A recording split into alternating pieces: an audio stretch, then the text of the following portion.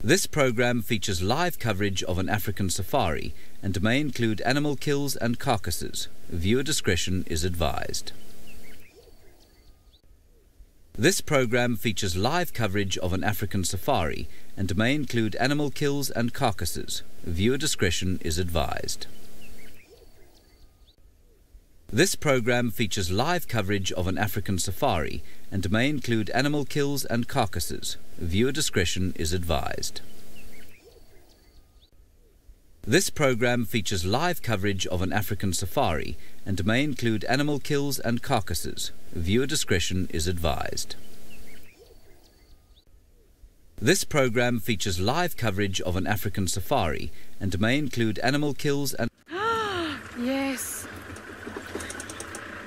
And we do apologise about that. I am not entirely sure what is up this morning, but I do see a glorious ball of orange in the sky that we are going to try. There we go. Well done, Bunge. Look at that. The sun is just starting to rise and it is glorious. Breathtaking. I can actually even see my breath. That is how cold it is this morning, so I do apologise if I look all bundled up. It is very chilly. In the UK, we would even say it's blooming freezing, and indeed it is. But looking at the sun itself just gives a little bit of warmth inside of me right now. So again, we do apologise for the audio issues, but of course our amazing tech team have resolved it. So hopefully the gremlins will stay at bay for now. Now I actually think we're going to lose most of this sun because it's quite cloudy today. There was a storm last night. Well, I believe there was. As soon as my head hits the pillow, unfortunately, I am completely unaware of what happens through the night. But from word of mouth, I do believe there was a storm, and I can obviously feel it in the air. There was lightning last night, and indeed lots of rain.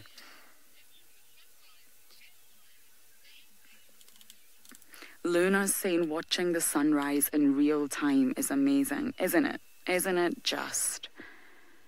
Definitely when I'm at home, I do not really ever think about the sunrise. But out here in the Mara is definitely something that you must take time to look at every day if you can. The sunrise and, of course, the sunset. Now, we're just going to stay with this gorgeous scene until the sun completely disappears, because you can see the clouds and it's moments away from being swallowed by all those clouds there. Just that orange glow is indeed warming me up. My coffee was not enough this morning, but luckily Manu is not on board, so I had 2 cups of coffee all to myself. None of my coffee was stolen. Now, as the sun is disappearing, I'm just going to repeat a few things I said earlier, because I do believe that we did have some horrible audio issues. So, as many of you know, there was a horrible scene that did unfold yesterday with a mother giraffe that indeed did lose her calf. Again, we're not entirely sure why. It could possibly be a stillborn, or it could have died during the birthing process.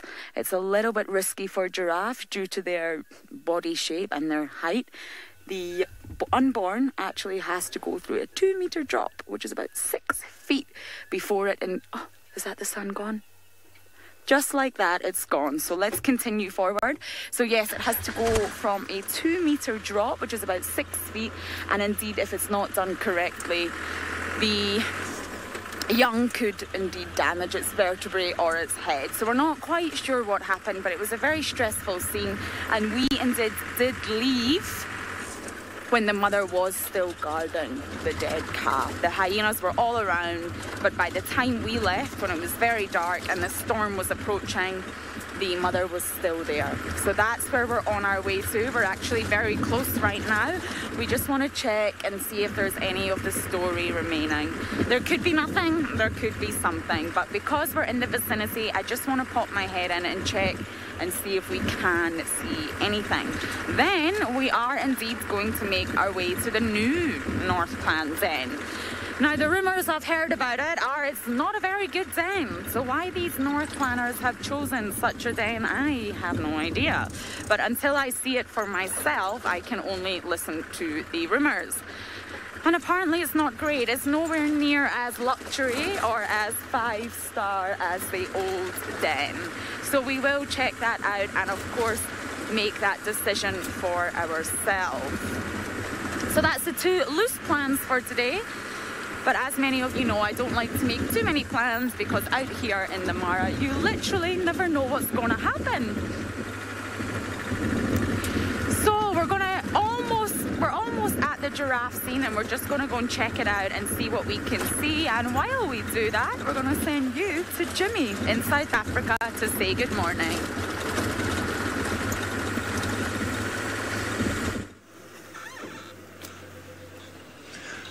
Morning, folks, and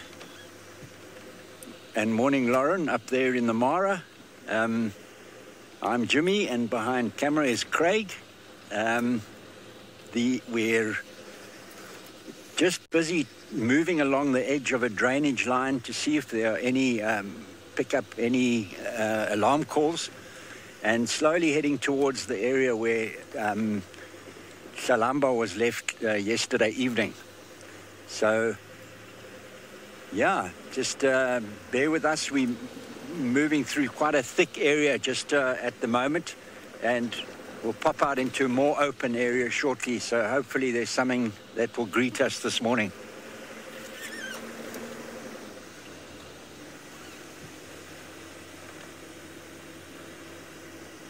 Here we are, getting open here. Very nice area.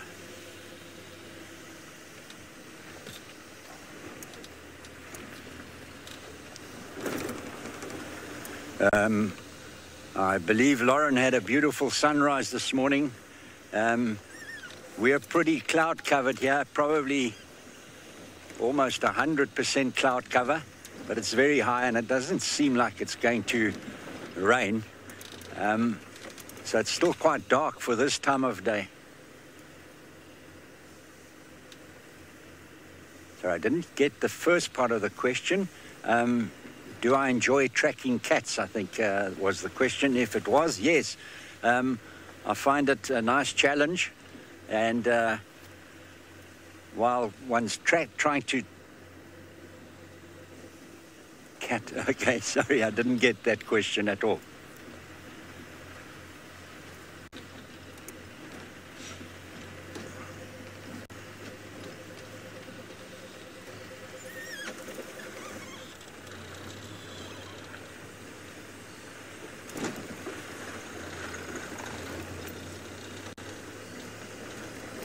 Okay, thank you.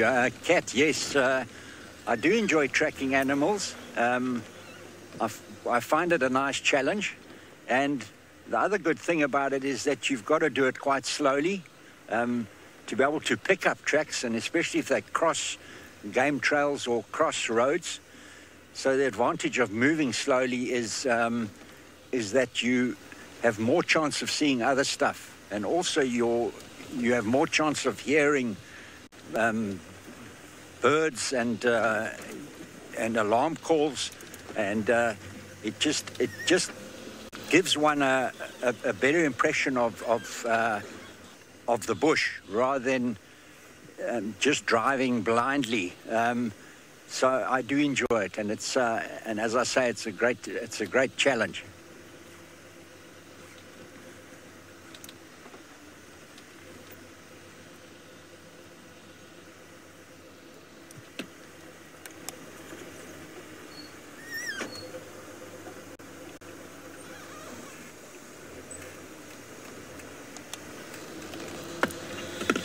Pamela, I have a few favorite places. I think this low-veld, bushveld region is probably my favorite because it's nice and diverse. You have a broad range of species. You have great birds. And it's probably the habitat that I'm most familiar with. So probably the low-veld, bushveld, which is not unlike parts of Zimbabwe and Zambia, but there they have slightly different trees and obviously a few different bird species. And then obviously in parts of Zim they have the massive herds of elephant in certain reserves. But I really like this area for its diversity.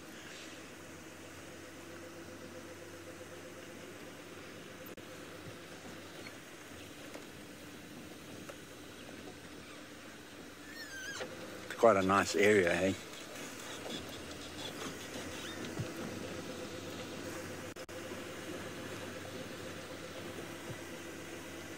We're just going to head down to an area called Twin Dams, and in the meantime we're going to pass you back to Lauren in the Mara.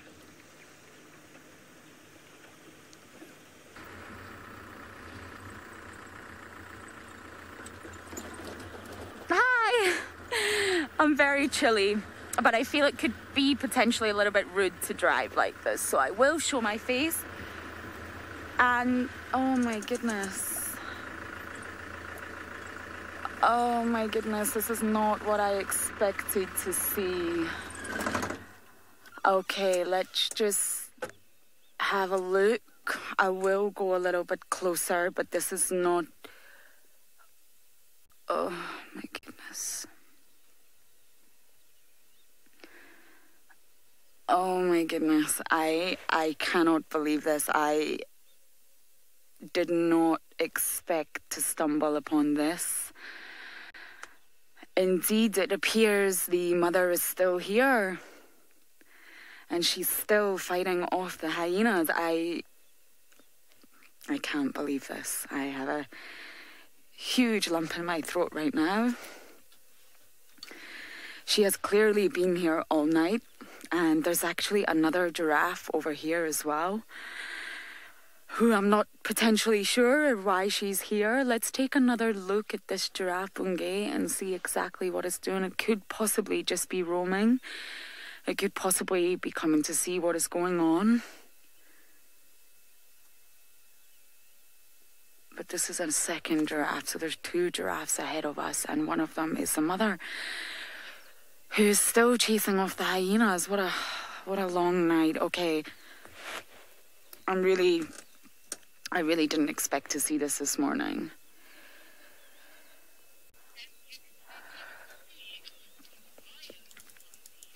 Okay, so we are going to go a little bit further ahead and see exactly what is happening. But indeed, someone has found lions, so let's go and see what they're up to.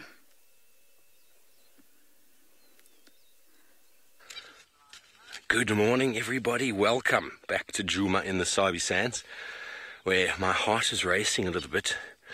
My name is Steve. I'm joined by Sebastian on camera, and we are out on a bushwalk. I've just returned from the snow, and within 5 minutes being a bushwalk, we found some tracks of the Nkuhuma Pride just out of camp, and look what we found them right here. They just gave me a little bit of a... And I must admit that it is much better than a double espresso in the morning. So I hope everybody's doing very, very well. Looking to probably invite a few more people on board, seeing as this is such a great way to start the morning.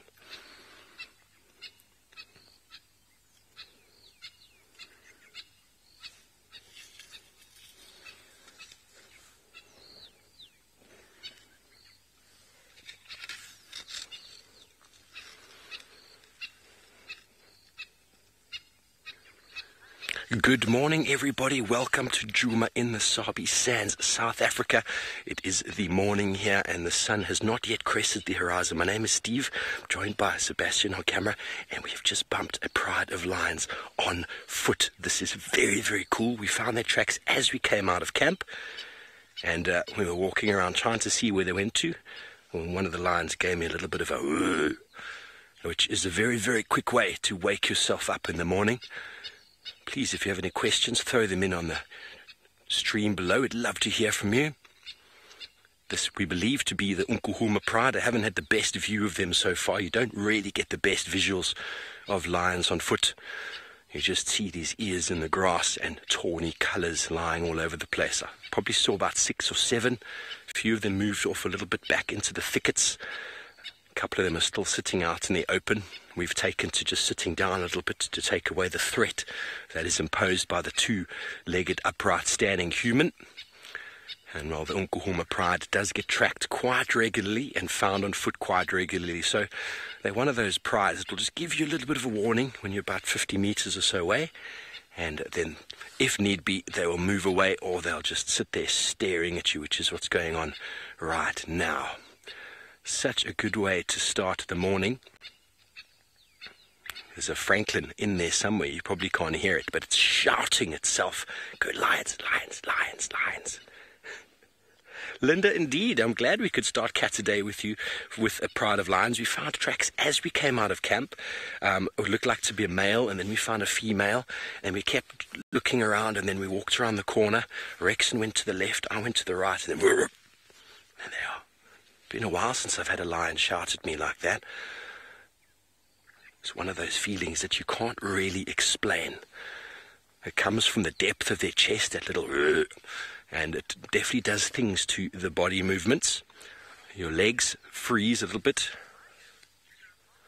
Purple, you want to know how far away we are? We're probably about 45 meters, I'd say. Rex, about 45?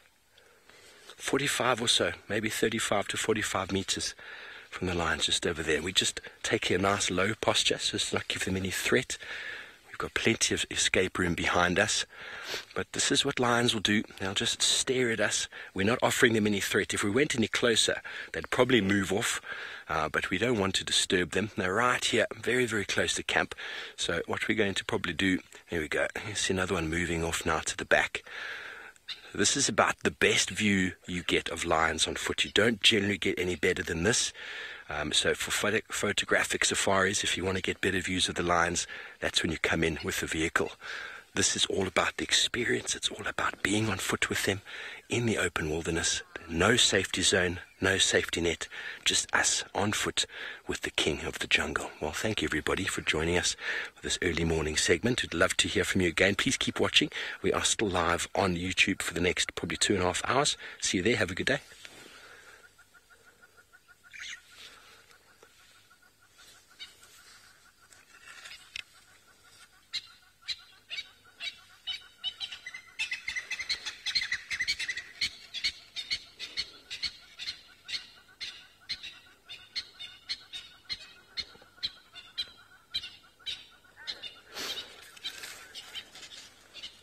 Everybody. Well, isn't this a great way to start the day? First segment, back from the snow, lions on foot. You can't really beat that. Can't really beat that, I must say. He's trying to smell us now, Seb. You're looking at the one sniffing. I think that's one of the youngsters. It's hard for me to see which one Seb's looking at, but I think it's that one. Yeah, it's one of the youngsters. I think you've probably all got a better view than I do. Got view of at least 3. There we go, there goes the young male. From the left there. They all started to move off now.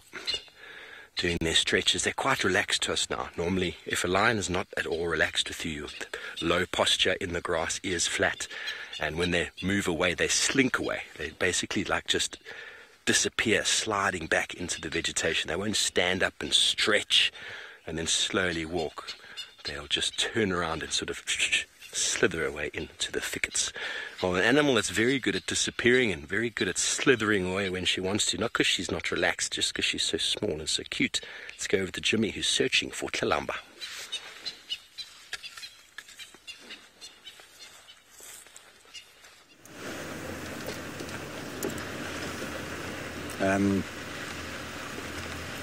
We checked the 2 tracks down here. We haven't come up with any tracks. We're just going to move up towards Steve, who's with those lions, because he's not going to be staying with them too long on foot. So we're just going to head into that area and take over that sighting until someone else, any other vehicles come out. So we'll go and try and get some views of that pride. I'm sure it's the Nkahumas by the sounds of it. So we'll head up there, try and get up as quickly as possible. And I believe they're fairly close to quarantine, which is an open area. So with a bit of luck, they're in the open. And it's interesting, they've come back in from the north overnight, and none of us, or certainly myself or Craig, didn't hear any lion calling last night, so they've been pretty quiet. But it might be because they're still relatively full. They're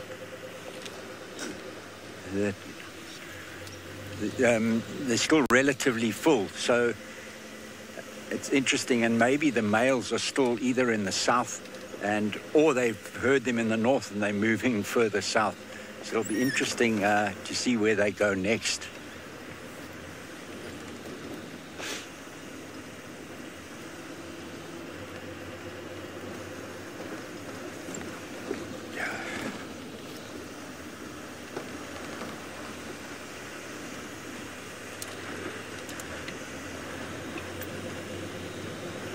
We're gonna, we're not too far out, but let's just pass you back to Lara in the Mara with the giraffe carcass.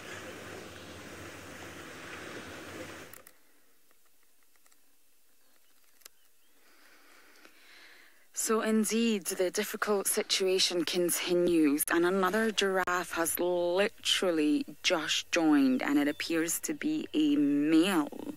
Now you can see a hyena right at the bottom there. I actually am not able to see the calf itself. It is there somewhere, but yesterday, of course, the hyenas did manage to drag it and put it a little bit out of sight. But this male has came in and is obviously very curious. There's maybe lots of interesting smells around. He maybe just wants to know exactly what is indeed going on. I'm just personally surprised the hyenas are still here. They've definitely not given up, and there's a large number of them. Now, you have to remember this calf is so small. It can't possibly be a big enough meal for all of these hyenas, but it seems like, of course, we don't know what's happened during the night, but it does appear everyone has waited it out, and the sun is now up, and this mother is still here along with the hyenas. I've not had a good enough view to see if it is the same hyenas. Obviously, yesterday we were able to recognise many of the North Clan members: Waffles, Hershey, Winchester, Lobby, Ilovo, Grenadine, Soup, to name just a few. But from where we are right now, I've not been able to identify any of the hyenas. I guess I just can't take my eyes off the mother. And look how small. Yesterday she appeared very large, but in comparison to this male next to her, she does indeed look very small, doesn't she?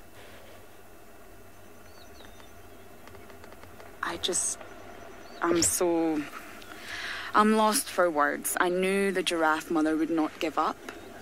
I just didn't expect to see her. Now, I'm sure many of you are wondering if this is the dad, and that is impossible to say. Giraffes, there is no paternal care from fathers. They obviously mate with the females that are in estrus, and they do leave. So there is no paternal care given by the males. So most likely not the father, but I obviously could not say that for sure. As we were approaching the scene, this male was just walking in, so it could be that he's just coming to check out exactly what is going on, but I really don't believe this could be the father.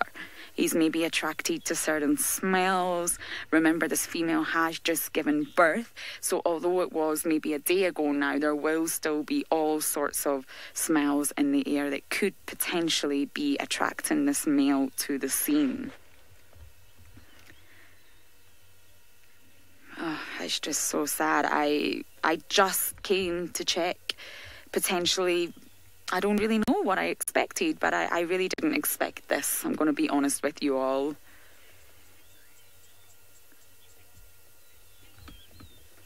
Carol's asking, wouldn't the hyenas try to pull down the mother giraffe and kill her? Now, honestly, if the mother giraffe got very weak and she decided to lie down in quite a vulnerable position, there is a chance the hyenas, because they have they have numbers on their side here. I mean, last night we were counting 12, 13. Not able to count exactly how many they are right now, but I can see at least 8 in front of me. And that's just a guess. So I think if she was lying down in a very vulnerable position, she must be weak by now, then I think the hyenas could potentially try to, attack her. But standing as she is and remaining as strong as she appears to be, it's just too risky for the hyenas. A kick from a giraffe could kill a hyena. There's such a difference in weight here. And the mother's bending down. That must be where the calf is. Shame. So yes, as the giraffe is standing, the hyenas don't have anything on her because they cannot reach her. They could potentially bite her legs and really bring her down that way, but that could risk a huge kick in the face, which could rip the jaw off the hyena's face. They would need to wait until she's in a vulnerable position, and I have no idea what happened last night, but I would speculate this mother has not sat down once. I do not think she has given up, not once. So, Carol, that's my answer to your question. I guess they could if she was down, but standing up like this, they have no chance. A giraffe, although not a big predator or high up in any sort of predator hierarchy chain, is indeed a powerful animal. She could be anywhere between 700 to 900 kilograms. So 1,500 to 2,000 pounds. She's a strong animal with a lot of body weight behind her. And she really could do some damage. She's stressed. The hyenas know that. She's really, really not in a good way. And she does keep giving them a good chase. And they run, but they don't run too far because they know she's not an immediate threat in that way.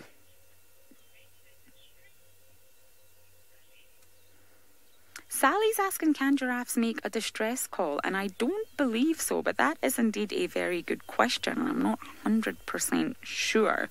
I don't believe so. Oh, a lot of the hyenas are coming closer. Hold on. 1, 2, 3, 4, 5, 6, 7, 8, 9, 10. Oh, they're all swooping in here. Oh, this is so sad to see. They're really closing in on the giraffe. But yes, Sally, I don't believe so, but I will check that out because I'm not 100% sure. Giraffes are not so well known for their vocalizations.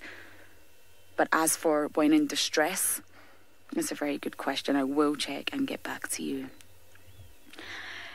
So you can see the scene here. The male is just staring at the hyenas. The female must be standing directly over the calf, even although we've not got a great view. This is happening a little bit far away from us. It's in a no off-roading area, but the calf is below her. She is definitely guarding it with all she can. I just can't believe I'm telling the same story again. I really did believe that things would change as night fell upon us last night. A mother's love.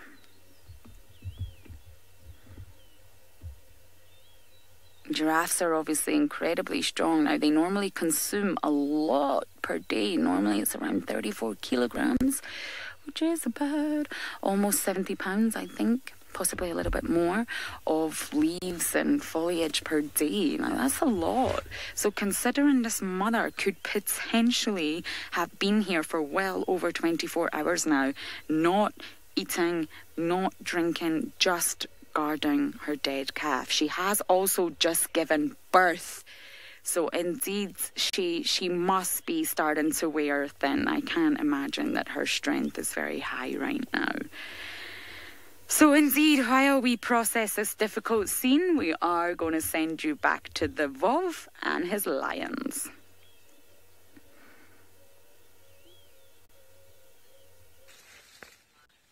Well, thanks, Lauren. Very difficult scene indeed to be seeing young mothers looking after their offspring.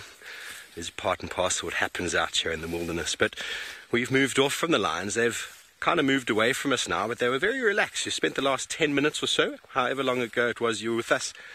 They basically just started moving and stretching, and the adults moved off first, and then the youngsters, with a lot of interest, looking at us, then followed suit that way. And I think we've got Jimmy. You can actually see in the distance. You can see them now, Seb. There's a car that's there. A Texan from Djuma has just come.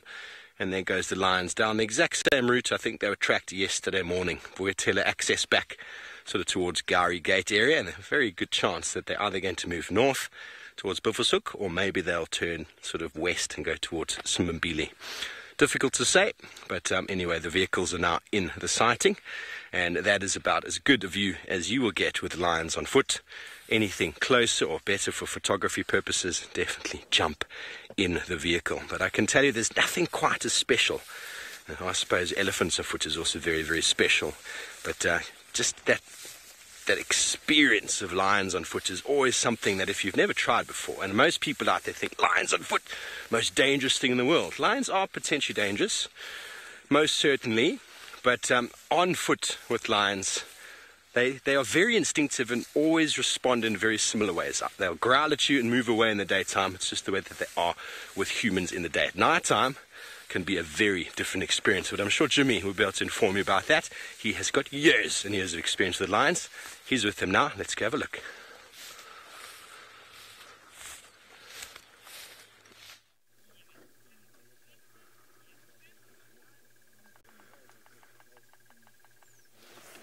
We've just come on to one of the main access roads and managed to catch up with these lions. And what's interesting is they've moved back into exactly the same areas as yesterday morning.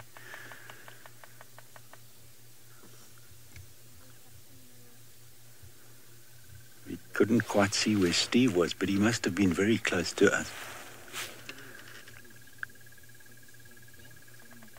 Looks like one of the young males on the left. There we go. There's definitely the Kahuma pride.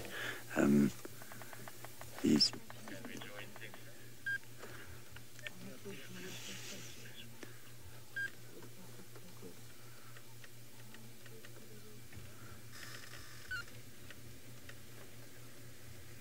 a couple of them moved left into the grass on the left, and there must also be some further up. We can only see the three at this stage. We'll try and get a little bit closer shortly.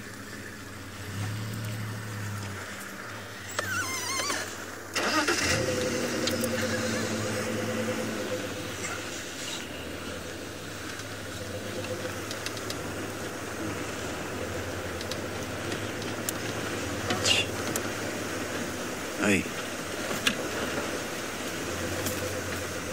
Craig, I should be I'm going to try and head up onto this side.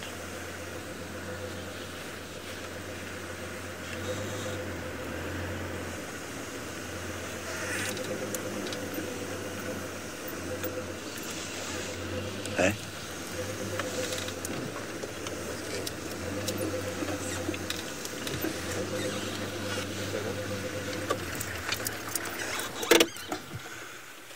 Sorry, there was a question about do lions have their claws out when they run? They don't. The claws are retracted when they run. No, their claws are retracted. So your leopard and lion's claws are retracted when they're moving or running. It's not like a cheetah whose claws stay out. So they use them as running spikes. The lion really only uses the claws when it's catching prey, and when it's holding prey to feed.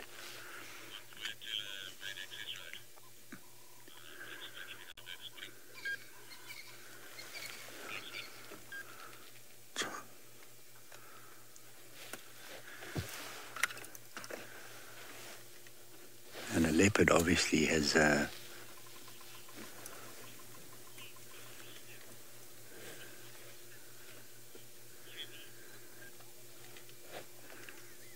so the lion pride is run by the oldest, most experienced female or females, and the males will join the pride. Here's another, looks like another adult female. Nice, and yeah, that's a big female. The males will break away from the prides from time to time, especially when they're marking their territory, and then the females and youngsters are nearly always together. So the prides are run by the oldest, more experienced females.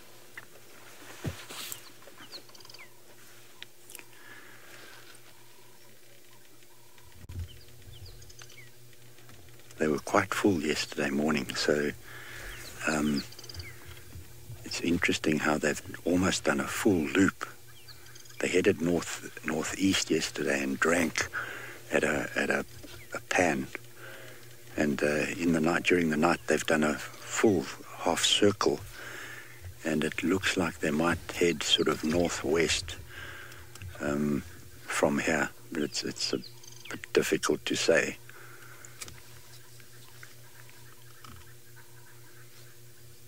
Now, unless they caught something during the evening, which it doesn't look like it, they'll more than likely hunt tonight.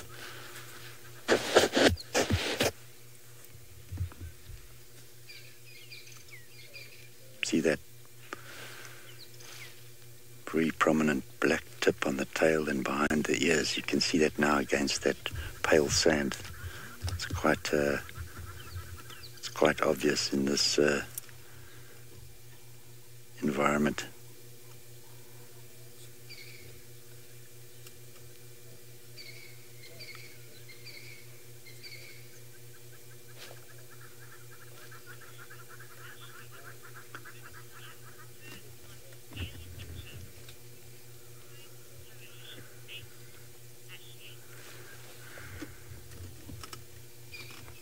Do they care for injured mates? It's a very interesting question. The pride has to survive as a pride.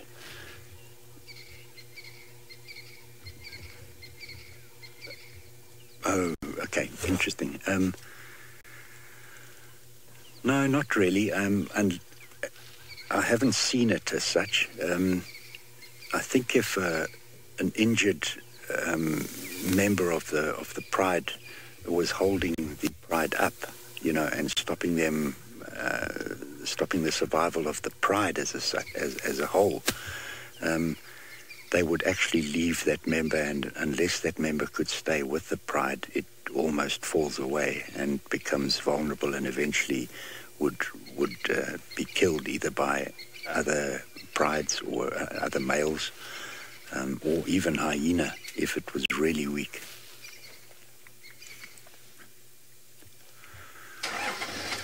There's some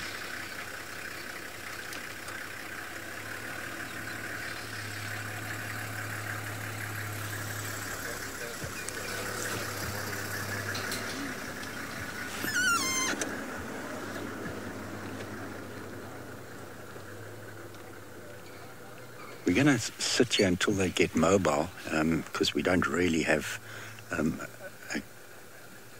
a view of all of them at this stage. So we're going to send you back to Lauren, who's still with that giraffe, and I'm sure there must be a little bit of action around that area. Now, what is indeed utterly fascinating about this situation is the male here, the male that has literally just came onto the scene as we approached. And he doesn't essentially have any need to be here. He really doesn't. He's obviously not afraid of the hyenas that are around. He obviously knows his size, which is huge. So maybe curiosity and instinct because the cow here is in distress has brought him onto the scene.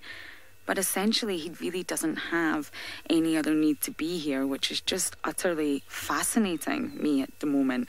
And I do believe it was Sally, I hope I've got this right, that was asking about sound, and I wasn't so sure. So I've done some research, and fascinatingly enough, giraffes were actually thought to be very silent for a long time. And it was sort of thought, because they have this huge long neck, they do have a larynx, they do have a voice box, but because of this huge neck, that they weren't able to really vocally produce very loud sounds. Now, this has since been completely debunked, and they can, and they have been known to really bellow when in distress. So I actually wasn't aware of that. So Sally, I hope it was that was the right name of the person who asked the question. But indeed they can. Now, I haven't heard anything come from this mother, and I've obviously spent a long time with her yesterday, and we're back with her this morning. But they can emit quite a bellow when in distress. And actually, they can even produce much lower frequency sounds in a sort of humming, we would almost describe it as. Now, elephants can communicate at very low frequencies that humans can't even pick up on. She's still chasing them. But indeed, giraffes can do that as well. And they can't quite, the frequencies aren't as low as elephants, but it is almost right at the bottom of the hearing range of a human. So there we go. Fascinating. We learn something new every day, including myself. So the situation just remains the same. I was obviously going to pop into the new North Clan Den, which is not too far from here, but there was a noise from... Can you hear that?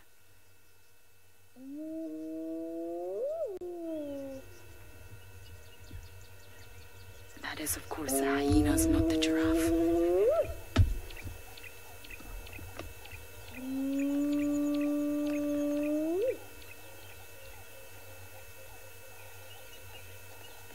Now, that was indeed the whooping sound of a hyena. Hyenas are indeed very vocal. They can emit many different vocalizations, and the whooping sound that you just heard is indeed one of them, probably the most iconic one. And hyenas can actually recognize each other individually from their vocalizations. There is many, many hyenas here. Way more than there was last night. Let's go closer to the hyenas, Bunge. That must be, I think that is exactly where the calf is. How sad. The hyenas obviously are moving closer and closer. Now, there was some thoughts, are the hyenas trying to wear the mother down? I don't believe that is the intention of the hyenas. I believe they're just waiting for the perfect moment to get to the dead calf. I don't think the intention here behind any of the hyenas is to actually get the mother itself. Now, of course, if the opportunity presented itself, then indeed the hyenas would take it. But I don't believe that is the intention here. It is the smell of the calf, who was indeed opened by another hyena yesterday, unfortunately. So it will have a very strong, distinctive smell. And the hyenas are, of course, drawn to that. So it's not their intention, I believe, to wear down the mother. Now, the hyena numbers have increased a lot since last night. There is so many here. They're all just waiting for that perfect moment. It's all about timing until the mother indeed gives up or walks away.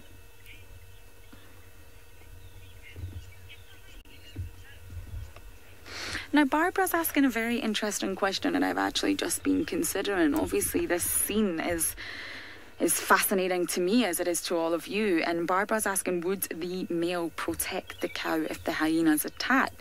And actually, I believe he probably would. I believe all he would need to do would be to sort of charge, run forward at the hyenas, and they would indeed scatter. So I think he would indeed try to protect the cow if that did happen.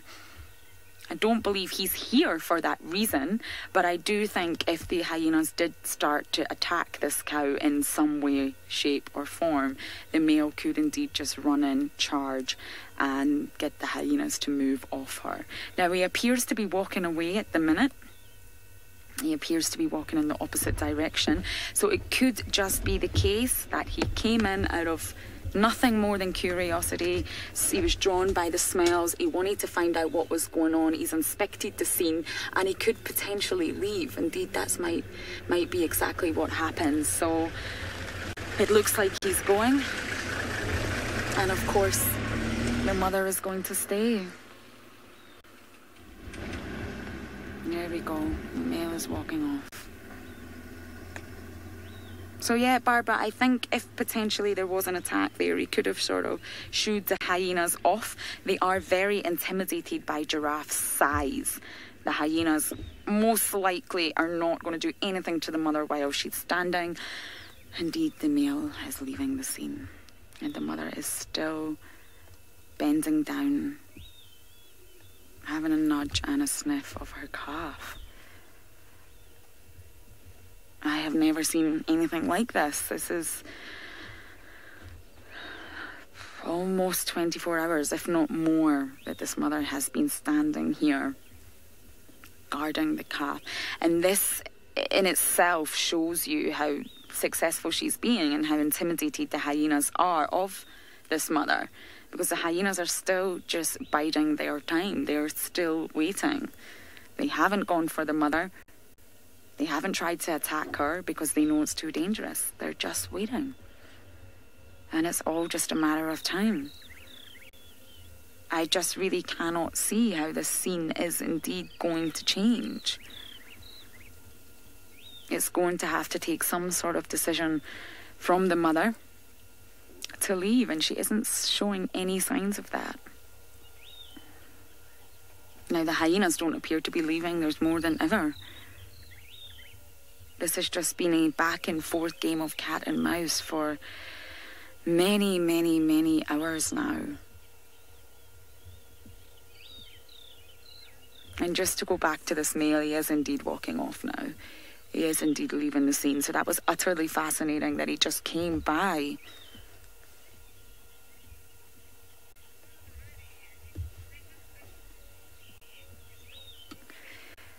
So the hyenas are just edging closer and closer. The mother turns around, chases him away. It's the same scene and doesn't get any easier. So while we do try to unravel more of this, let's send you back down to Steve on the bushwalk.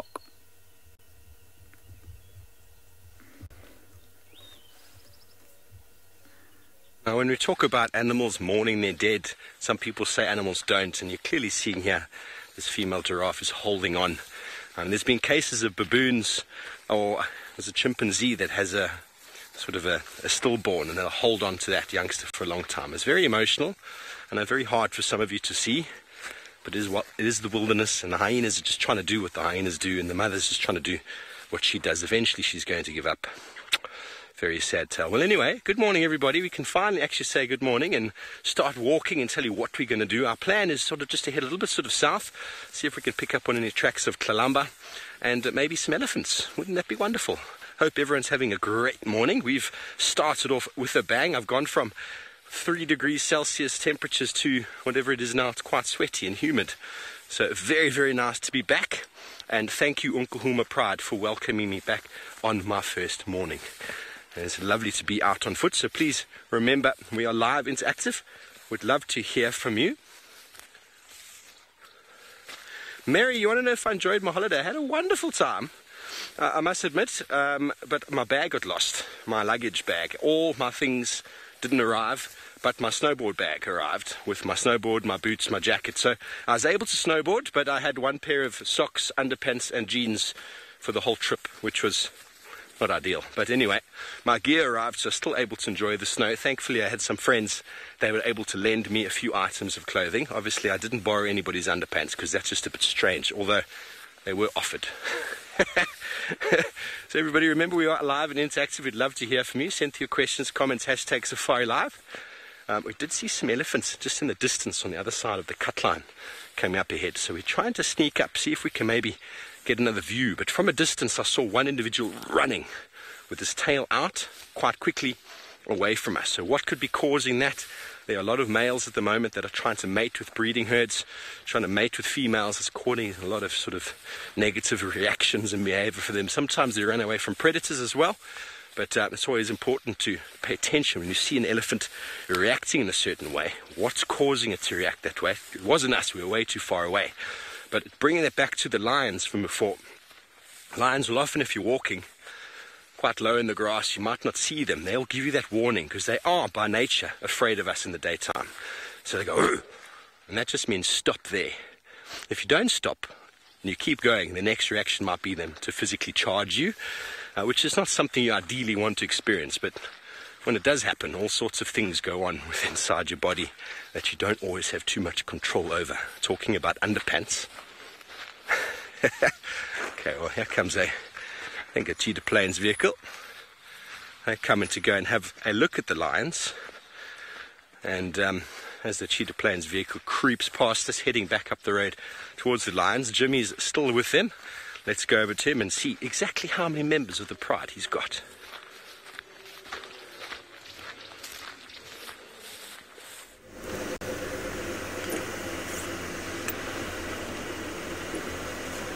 We have just left another vehicle with these lions. They've moved in to a long grass with quite a lot of dense vegetation, and they seem to be settling up for their morning.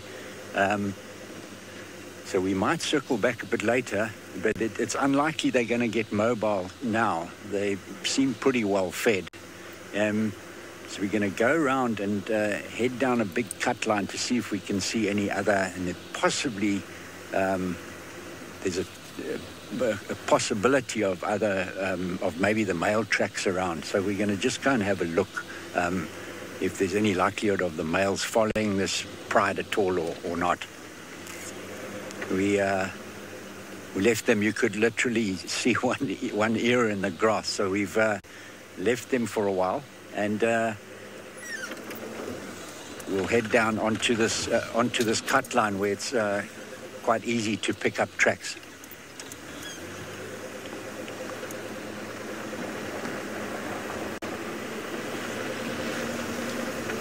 It's interesting.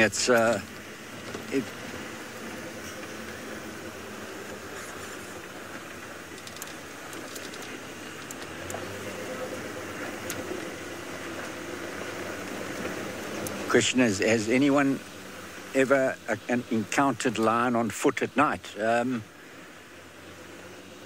People have, and it's interesting that I think also the behavior of lion at night can have eye.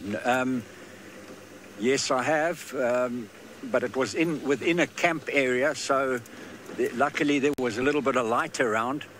I think if you encounter lion at night out in the open and it's dark, I think it would depend on whether that lion was hungry or not, or whether it was with cubs or not.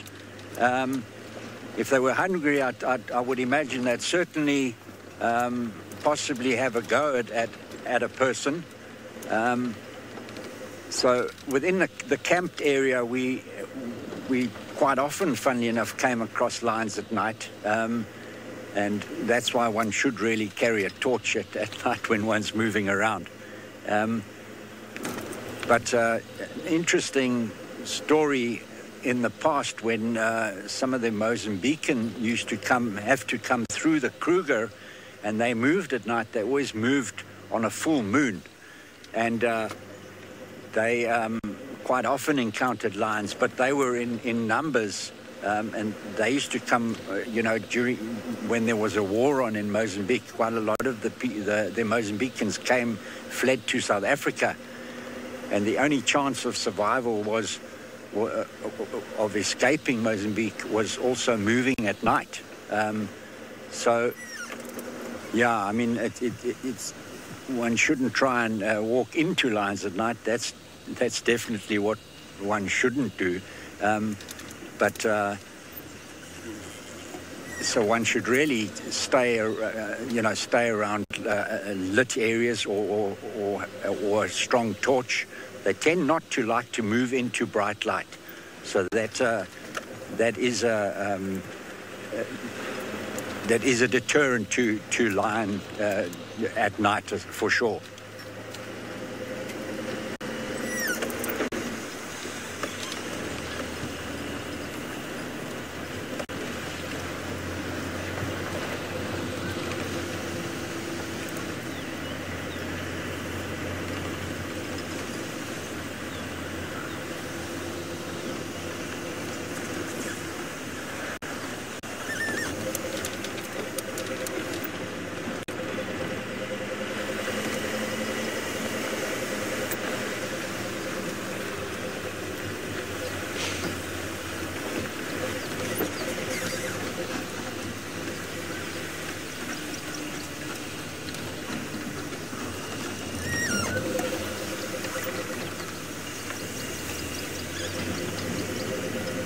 Rory, most memorable experience? Well, I think I've been rather fortunate in that I've seen a fair amount I've had fair amount of memorable experiences, but probably one of the most is I would say watching lions, funnily enough, attempting to hunt elephant in Chobe, which is in Botswana. And we were up on a road above the Chobe River, looking down into the floodplain, and a couple of lionesses from a pride in that area moved past us and went down into the grass. And they started heading towards the small herd of elephant, and we thought they were really just going to drink. And next minute, the herd started moving. They picked up the scent of these lions. The herd started moving, and these lionesses started chasing this herd, and they managed to split a sub-adult elephant. And we estimate probably 5 or 6 year old elephant. And the lioness, the one lioness grabbed it. The elephant managed to shake her off, and they came back at her. And the one lioness jumped onto the back of this elephant, and this elephant ran and started following the herd, and luckily managed to run far enough to get into the Mapani woodland, which is a light forest area. And that managed to save her. She managed to shake off the lioness. So that was probably the most adrenaline-filled experience I've had. And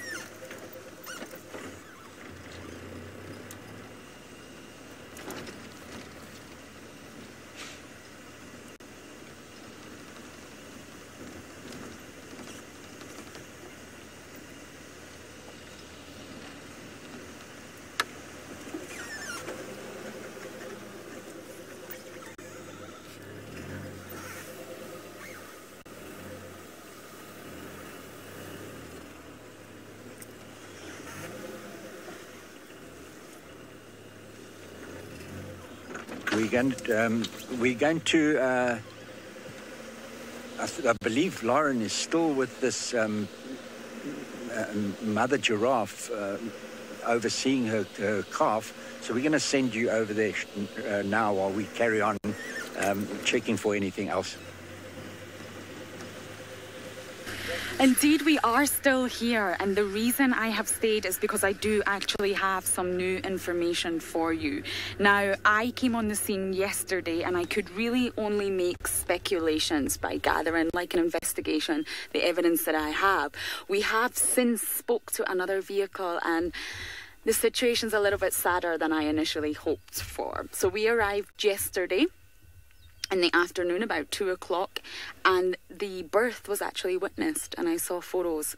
The mother actually gave birth the night before at 5 p.m. So it is already on day 3. which is way longer than I had initially expected or initially thought. So not yesterday, but the day before at 5 p.m. here, this is when the birth was witnessed.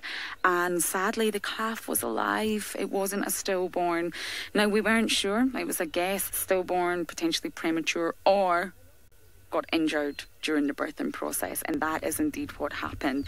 So from what I can gather, and again this has came by word of mouth, is that the calf was alive when it was born, and it was indeed trying to stand up, but it couldn't. It appears the limbs were potentially broken, or at least some of them. The calf was not able to stand up no matter how hard the mother was trying. So from that statement, potentially the calf could have broken its limbs during the birthing process and during the fall, and it just wasn't able to stand up, and it eventually naturally died. So indeed the story is sort of more falling into place, and yeah, it's a lot sadder than I imagined. So this mother giraffe has been here way longer than I thought she had, and of course the hyenas have been around since yesterday, and they're really not giving up at all. The smell is obviously attracting them in huge numbers, so that is why we have indeed stayed here, in order to update you on the story as it's unfolding. It is such a heartbreaking scene. Part of me thinks I should leave and return at the end of the drive, and also part of me is just wondering what is indeed going to happen to this mother. There has to be an end to this heartbreaking scene at some point. So I'm torn between leaving, coming back and checking at the end, or indeed trying to just stay and figure out more of the story. I've spent a long time here, many hours watching this female giraffe and her own heartbreak of being a mother and losing her calf. So I'm torn. You are indeed welcome to share your thoughts with me on what I should do. But that was very kind information. It did indeed come from that other driver. So the male is still here, as you can see, so he's completely distanced himself from the situation, but he hasn't actually left. Now, interestingly enough, the other driver did say during the birth there was a male nearby. Now, we were not here. I cannot say if it was the same male or if indeed it was a male, but apparently whilst this mother was giving birth, there was a male very nearby, which is quite unusual because giraffe mothers normally really isolate themselves when giving birth.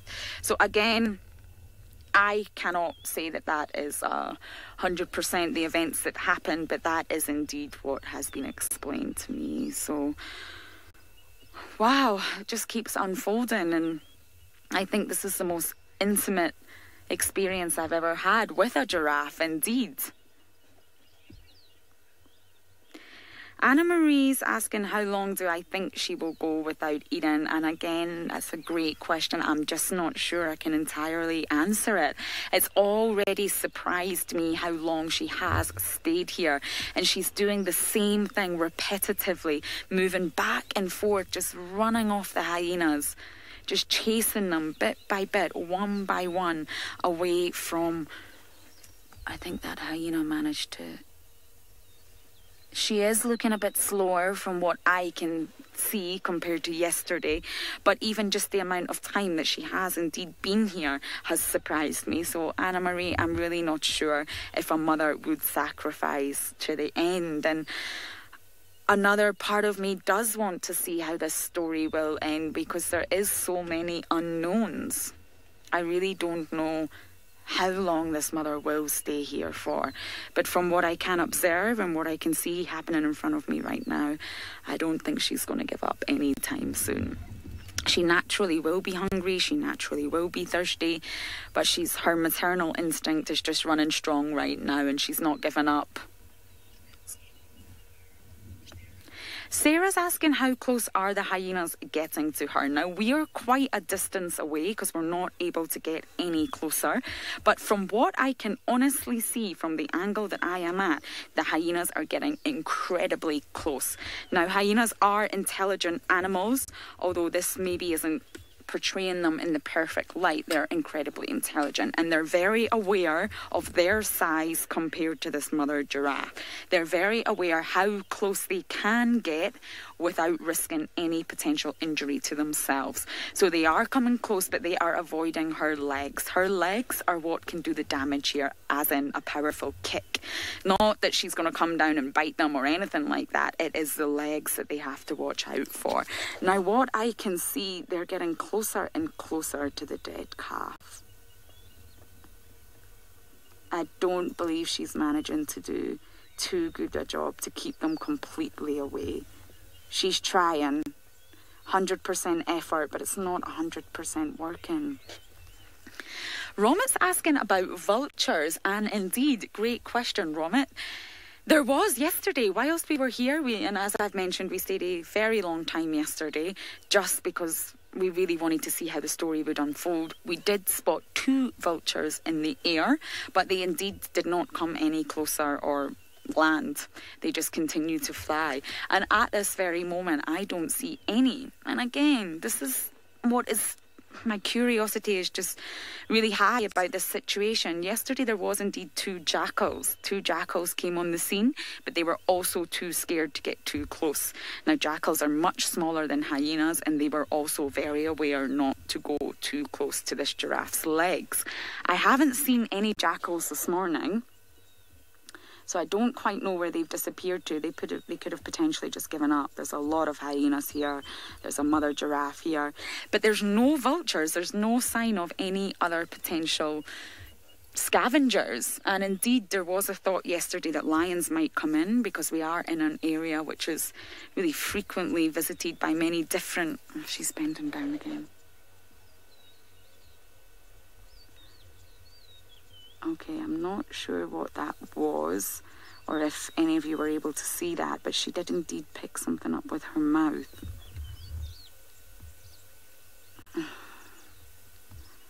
This mother is starting to wear thin, I do think. So yeah, there was speculation yesterday that there might have been an approach by lions, but as you can see, we've returned in the morning, and it is just a mother, a male giraffe, surrounded by hyenas.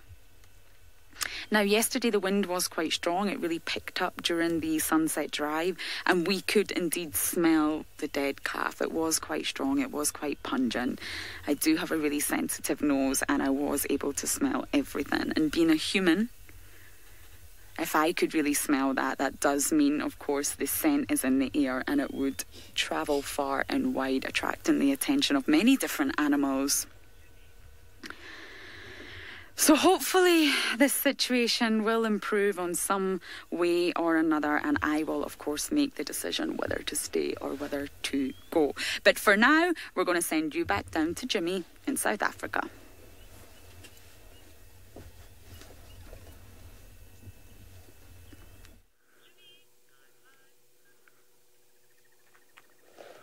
We were busy moving down this main access road, and came across this track which I initially thought looked like a drag mark from a leopard carrying, dragging something across the road.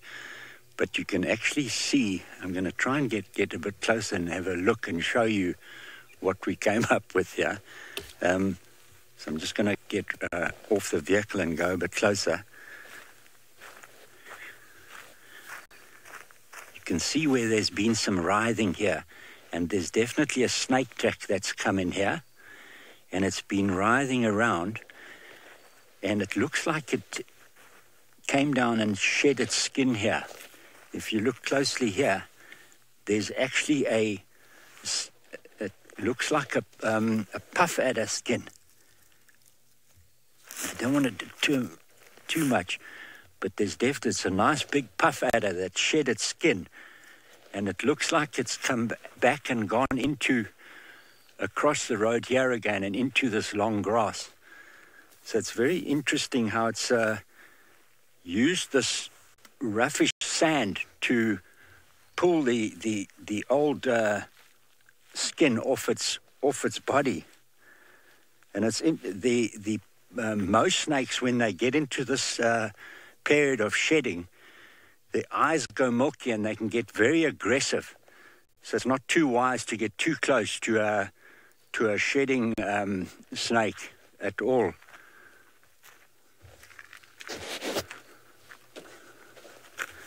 So I don't really want to chance my luck of walking to find it in this stuff.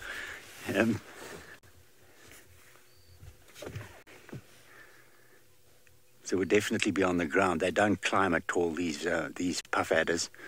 But you can see it's quite a dense area, so you could very easily stand on this guy. It's so well camouflaged in this terrain. And actually, it's one of the snakes that's probably more responsible for snake bites in southern Africa than any other, because of their camouflage and concealment. A very nasty bite from these chaps.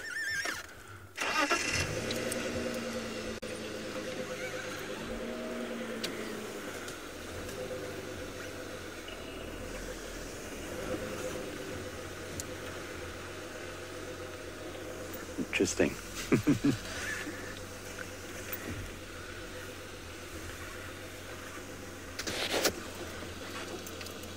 Wonder if they're not going to use holes.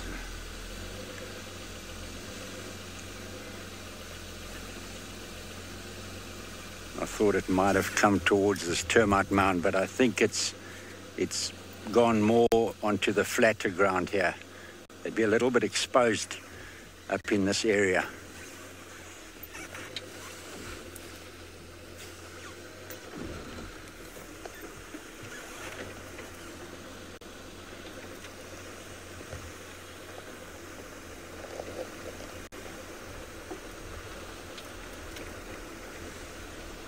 Interesting, no birds calling. I thought there'd be the odd drongo or something around that.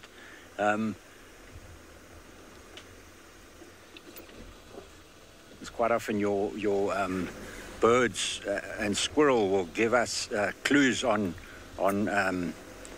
snakes as well, not just your cats.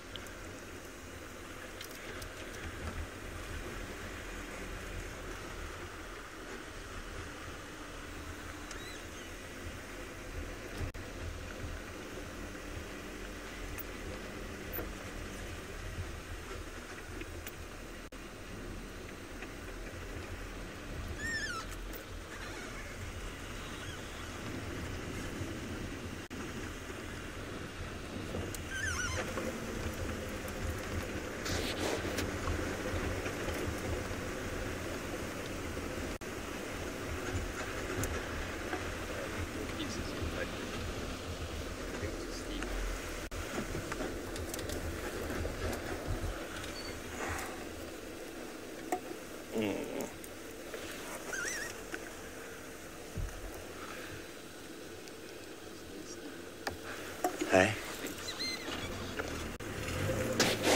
I'm good. We're going to hand you over to Steve, who's still on foot.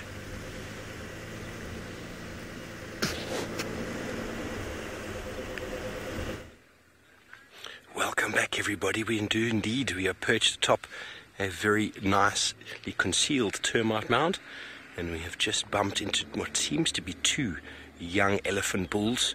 I'm not sure if they're part of the same herd we were kind of trying to follow up on before. A fair distance behind them, but every now and again you will find bulls that are kind of following up behind the herd, and it's always a reason why when you see a breeding herd move past, if you go behind them, you've always got to be careful and cognizant of the fact there's always a few bulls sort of coming up from the back. They've definitely heard us or smelt us. I'm not sure. There's really no wind whatsoever. But we saw them. We quickly got onto the termite mound, and they're now standing there very undecided, trying to figure out what is the threat. They were a little bit closer to us before in the open here, and just before you came to us, sadly, they moved across into what's a little bit more dense vegetation. But there we have it. Elephants on foot to follow before we had lions. What a morning it is turning out to be.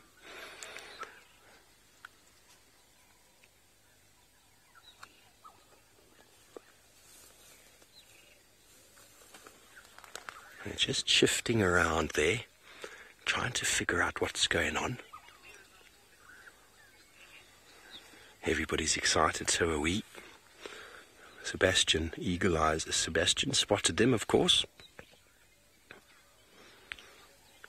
So 2 bulls, a little bit uneasy. They don't have the sort of the safety of the herd. They heard something moving through the bushes. Maybe they got a little whiff of us. I can't really feel any wind whatsoever now, but I can just see through the thickets there. The ears are starting to move again. Tail's starting to wag again. So they're starting to relax now. They're dust bathing. These are very characteristic signs of an animal that's relaxed. I mentioned the lions, before they moved off from us earlier, stood up and yawned and stretched. That's not something an unrelaxed animal will do. Same as dust bathing. Elephants dust bath, natural behaviors, something they do when they're completely relaxed again. They seem to have ascertained that we are no threat, or maybe they can't see us or smell us anymore. Very nice to see the clouds of dust shifting through there. Maybe they'll come out a little bit more into the open for us. That would be wonderful. Tracy, you want to know if they can smell us? And there's almost no wind at all. So if the wind was blowing towards them, most certainly they'd be able to smell us. They've got a very keen sense of smell. But the wind is very, very still at the moment. So it's really, really not moving in any direction. So I think what it is they heard us. They heard us coming up the other side of this termite mound. And they just weren't quite sure. They were like, what is that? And they stood with heads up and looking around, trying to figure out what it is. And then off they go again, behaving pretty much naturally again. But when it comes to elephants, wind direction is critical. You really want to make sure that animals don't know that you're there. And if they do know that you're there, then you need to stand out in the open so that you don't show any form of threat. Possibly the fact that we snuck up on this termite mound and concealed ourselves might have given them a little bit of an alarm, because they will think, what is that animal doing? Why is it trying to hide from me? Elephants don't like to be surprised. They don't like to be caught unawares. If you are going to see them, or they are going to see you, let them see you clearly. Don't sneak into some thickets where then they might think, oh, this is sneaky, devious behavior. They'll come around and try and ferret you out, which is what I think they initially thought we might have been doing, but we're not doing anything. We're just viewing these beautiful animals atop of the safety of this termite mound, shrouded by some nice vegetation. I thought they were bulls. From what I picked up on, it looked like 2 young bulls. No other individuals seem to have joined them. No bigger members of the herd. So these are 2 youngsters around the age of between sort of 16 and 20. And that's the sort of age they get ousted from the family units, where they start to show a little bit of interest in the sexual activities of their sisters and their mothers. And that's when mum says, off you go, boy. But then for years they'll follow in the wake of the herd, enjoying the comfort of the smell they leave behind, and every now and again they will interact with them. But as soon as there's any breeding readiness within the herd, they get chased away.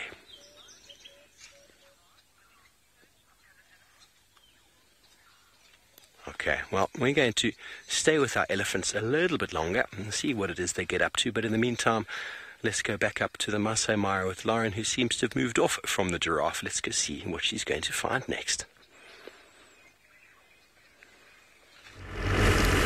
So indeed, I think most of you were as torn as I was. I think about around 50% said stay and around 50% said go. And that's how I felt. There is a part of me that thinks this is nature, this is real, this is happening in front of us. You never know when the situation is going to change. And we are observers, and that's what we're here to do. So sometimes you do have to wait it out. So I've decided to just take a bumble, and the true definition of a bumble is just to have no expectations, no plans, just go and see what you can find. And then I will return at the end of the drive. I do want to keep checking on this situation. So that is indeed my plans for now. And just another piece of information, when we saw the giraffe pick something up or did something, we actually managed to watch it back, and it did indeed have a drink. It was water. And when it was bringing its head up, some of the water sprayed, and that's what we caught a glimpse of. So there must have been a puddle. It did rain last night. There must have been some water hole that she was able to take a drink off. We just weren't quite able to see the actual puddle itself because indeed the giraffe was rather far away. So she is drinking. She's obviously keeping hydrated. That's as much as we can sort of say at this stage. Oh, what a situation to be part of. However, we're going to bumble down the river. We're really, really close to the river, and just check on it, see the water levels, and indeed see if anything is taking place down there. So what a scene that did unfold, and what more information that keeps coming to us, which means we can piece the story together a little bit better. And before I do forget, the male did come back. The male is indeed standing beside the cow right now. So what that means, I'm really not sure. I'm really not sure why the male is staying around and why he won't leave. I really can only speculate at this stage. And of course, my guess, as I've already mentioned, is just curiosity. He's drawn to the scene. There is a cow here, and indeed, there's no immediate threat to him. I mean, there's no lions around, and due to his size, there's no threat from the hyenas, so maybe he's just staying around out of curiosity. So we will check back in. It's important for me that I do that before the end of the drive today. However, for now, we are just bumbling. So I hope you are all happy with that decision, and indeed, we've made it to the river, which looks very quiet. My goodness. Let's just take a look here.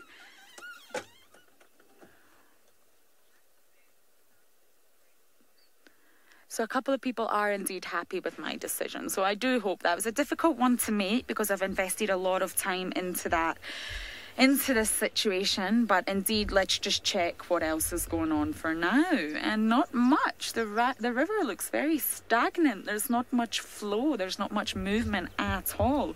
And of course the regular hippos are indeed here. Of course they are. But other than that, if we can just take a look, Bonge, along here, there's absolutely, well, there is a small flow, but a very, very small influx of water going downstream. It looks very stagnant. Now, considering there was rain last night, I expected there to be a little bit more of a river flowing, and indeed there's not. Not much at all. Just a very smelly, stagnant water pool. Now, I always like to come here to see what is going on. Elena's asking about the migration. When will it return? The great migration that indeed the Masai Mara is famous for. Now, normally it is around June, July time, but of course it is dependent on so many factors, mainly the wildebeest themselves. So there isn't an exact date for it, but that is around the time of June, July, when the whole area starts prepping for the migration. I believe the migration was even slightly late last year, and the sardine run, which is another migration of animals, was also late. So it does depend on many, many factors. There's not a start date, if only there was, but that is indeed the time of year when it does start, which is a really exciting time, and indeed I am looking forward to seeing exactly what happens.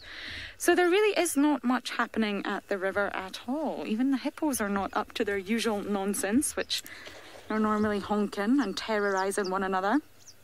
Even they are rather subdued today. So I'm just having a look through my binos to make sure I'm not missing anything that's a little bit further ahead. But other than that, quiet days at the Mara River. Now, when we were driving along here, there was just so many hippo tracks. I think Jimmy was talking about tracks earlier, and indeed, it's very easy to track in Djuma.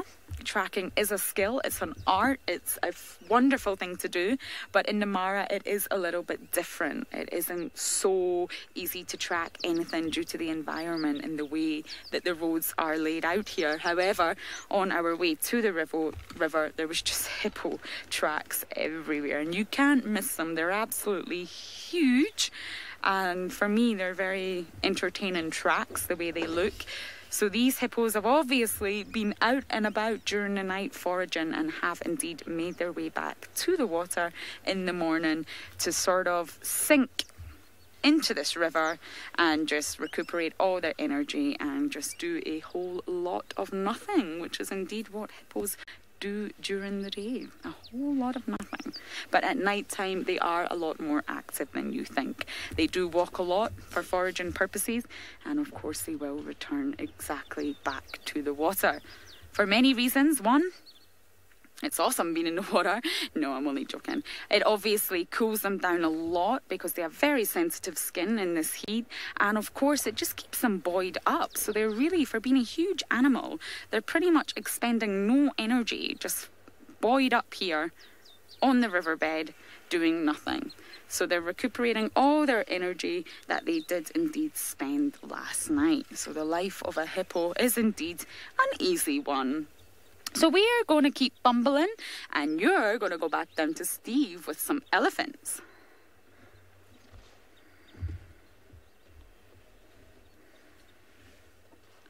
Thanks, Lauren. Well, we've managed to get another view of these elephants. Quite interested. It's aware that we're here, but it's not quite sure. Elephants will stick their nose up like this and look at you down the nose. He's scanning from left to right because he's not quite sure where we are. We're blending in quite nicely with the vegetation. And the wind has just changed direction. It's blowing across us now from our right to our left. Certainly, Nina, let's invite more viewers on board.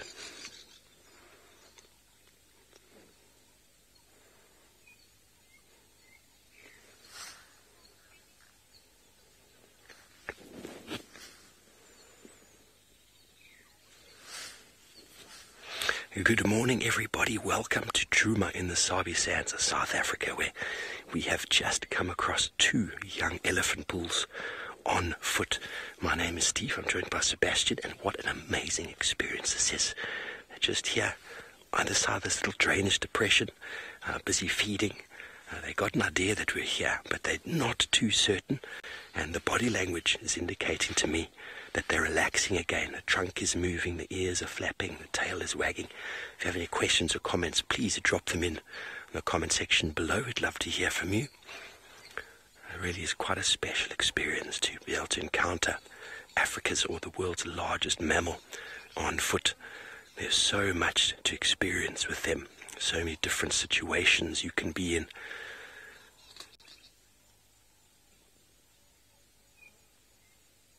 But vegetarians, as we all should know, they're not really out to cause us any harm. It's just all about personal space and respect. And if you respect these large animals on foot, give them lots of space, everything will be fine. So there's one there on the left, another one on the right. Some mere majestic animals indeed. They are gentle, grey, majestic giants. There's so much to talk about with elephants. So much, and the experience of spending time with them on foot is probably by far one of the most sort of grounding, earthing, connecting experiences one can ever have. Seeing them in a car is one thing, but being out on foot with them is something completely different. As with lions, elephants, you're not expecting to get great photographs on foot. It's all about just knowing that you're out there in their environment with them. If you want to get nice photos, well, jump on the back of a vehicle. Well, everybody, we seem to be losing sight of the animals. They're starting to move off into the thickets, and we're going to probably give that an end to this broadcast. Thank you for joining us this morning. Kimberly, you want to know if what the sign is of elephants when they're going to charge? Well, before we close, I'll answer that question for you. An elephant that charges essentially doesn't make a sound, and quite often if you notice it from a distance, will lift its head and kind of look at you sideways down the length of its nose, and then it'll drop its head, curl its trunk up underneath it, and it will run at you with ears flat. That is the general sign of a charging elephant, and that is generally a pretty serious charge. The other charge they call a mock charge is basically just a warning charge. The elephant will come with big ears spread, very tall, making a lot of noise, but that can sometimes turn into the real charge as well. So you've always got to be very careful, cognizant of how you can get away, where you can escape to, giving the animal plenty of room to move off. And well, anyway, we're going to move off ourselves now. Thank you for joining us on this wonderful morning.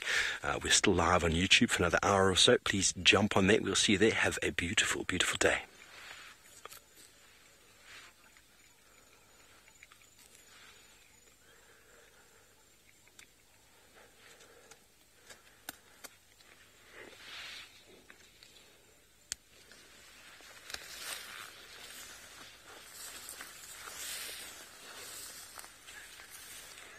Hello everybody. Well, 2 young elephant bulls, and that's it. That's how thick the vegetation is. They've just vanished in either direction. We're going to continue on this way, looking for some signs of Kalamba, if we can get through all the traffic this morning. Well, it sounds like Jimmy is having some luck of his own this morning. We're going to go see if we can find Kalamba, but it seems as if he's found someone himself.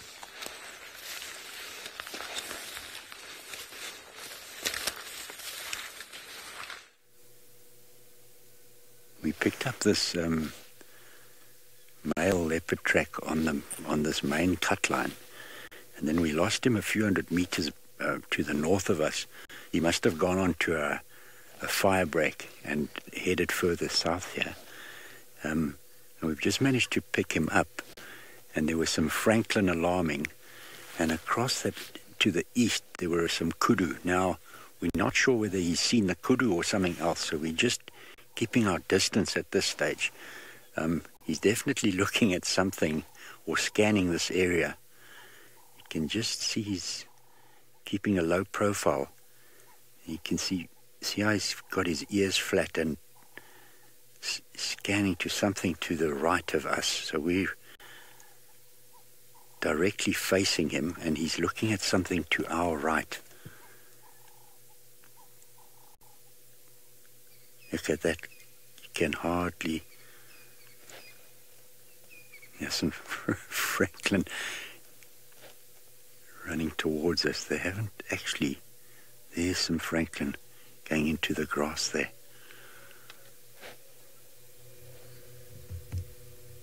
I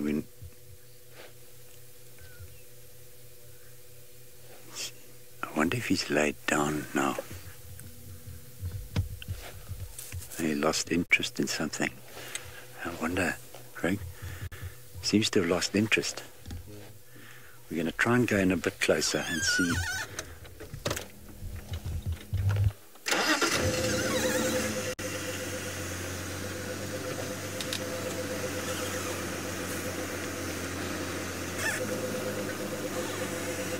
Yeah, it would be nice. The last we had him was he had finished a young kudu 2 days ago, and then we had his tracks heading to the west yesterday morning, and it seems like he's done a full patrol, because if it's this here he is, you can just, you see him there, Craig?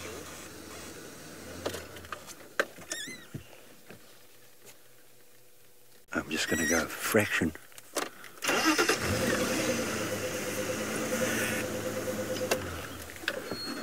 Sorry, how's that? There we go. Yeah.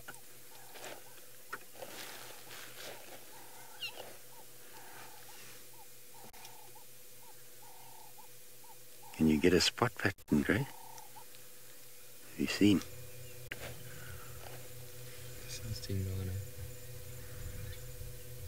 Yeah.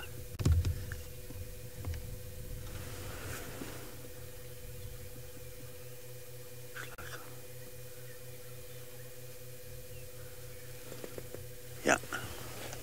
Looks like Tingana for sure. So he's walked a few kilos in the last day, probably because he's been feeding for a couple of days prior to that. You know, that kudu log fed him for 2 or 3 days, and he's been remarking his territory because he's been active on this kudu.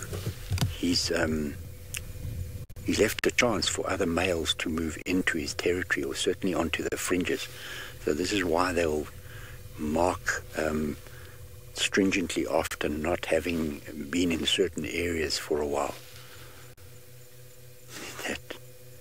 Okay, he lies down and you don't even see him. Incredible. So if he was close to something, there's no chance of them seeing him in that grass. I'm going to even see that Franklin's interesting. Franklin's walking, I would say, to me.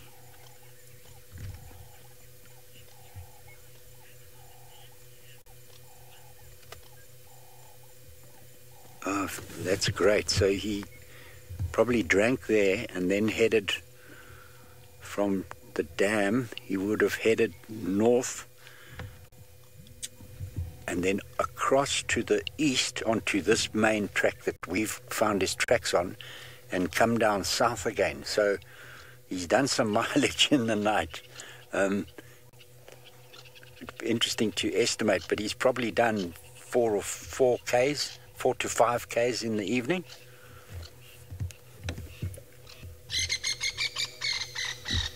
Now there's the Franklin alarm. He must have just picked something up there.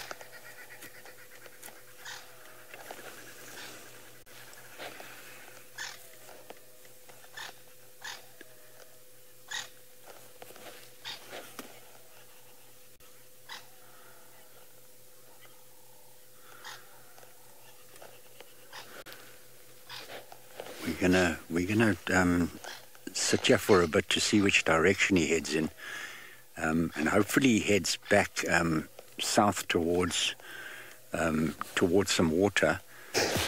And in the meantime, we're going to send you back with Lauren in the Mara.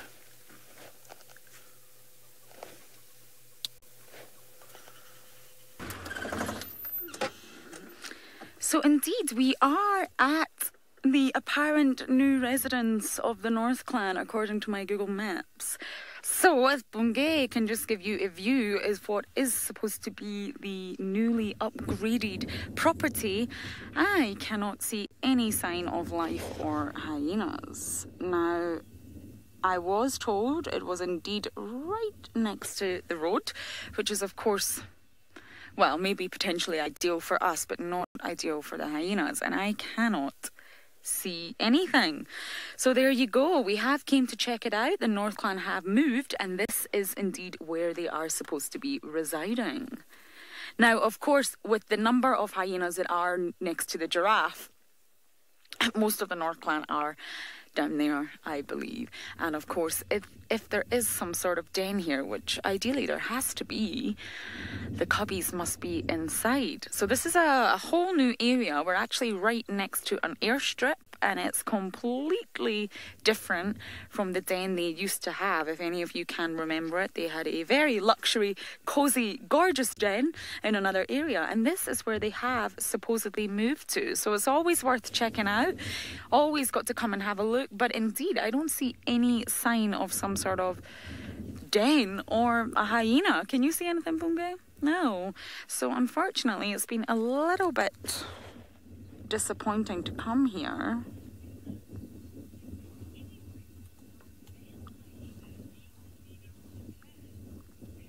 Sarah's asking a very interesting question. I'm just going to continue to just drive a little bit forward as I answer it to see if we can at least see some sort of sign of a den. But this is indeed where it is supposed to be. So Sarah's asking, I almost forgot the question there. Is there any records of a male hyena being the leader of the clan? And indeed, there has not. The role of males in hyenas is incredibly interesting, but it is a matriarchal society. That's how hyenas operate. They have very complex societies, and it is indeed matriarchal, which means it is dominated by a matriarch, who is currently Miss Soup herself. So no, there is not a male that leads a clan, but indeed, for example, if you think of Plonk, Corky's son, he will have a very interesting life indeed, because he is the matriarch's son. Now, males can decide to stay or go, they can disperse or not. If they stay within the clan, their natal clan, they might actually have a higher chance of having a higher rank, which may benefit them a little bit better in life, because they still are the matriarch's son. They will still have inherited a high rank. They're just boys. They're just not considered to be as worthy, of course, compared to us females. So, for example, now again, this is speculation, if Plonk decided to stay, he may have a higher rank and therefore have more opportunities when it comes to food and be a little bit better with his status, but he wouldn't have any reproductive chances. It's very unlikely that a female would indeed mate with him, because he's from the natal clan, to avoid inbreeding. So 97% of males choose to disperse from their natal clan, even if they are high ranking. 3% normally decide to stay. So Plonk could decide to stay and join another clan, where he would be right at the bottom of the ladder again, and I'm talking the very bottom rung of that ladder. However, he would have lots of reproductive chances to mate with females. It may take him time to get that chance to mate with females. I think I'm going to pick up some speed now. But indeed, once he gains their trust and once he does a lot for them, they will indeed mate with him, which is much better for him. Now, if you're a male hyena, you have really got to work for it. I hope all the gentlemen watching the show are listening. They really, really work for it. It's a challenge for them to get food, and it's a challenge for them to impress the ladies and eventually mate. They really have to put a lot of effort into the females in order to actually mate with them. So the males have really not got an easy life as a hyena, but it is better for them to disperse from their natal clan, even although they will lose that rank that they may have been born with, Plonk being the perfect example. So Sarah, fantastic question, but indeed I do not believe there is any record of a male leading the clan, because it is indeed a female-dominated matriarchal society. So that was rather disappointing, I am not going to lie. I did expect to see something more than some grass, but indeed most of the hyenas are directly down there with the giraffe and her dead calf, and the cubs are obviously not out. So the den was disappointing, and it is nowhere near as lovely as the old den. So how long they will stay there for, I have absolutely no idea. So we'll continue to do a big loop, and we will eventually end up back at the giraffe. But for now, you're going to look south and go back to Steve.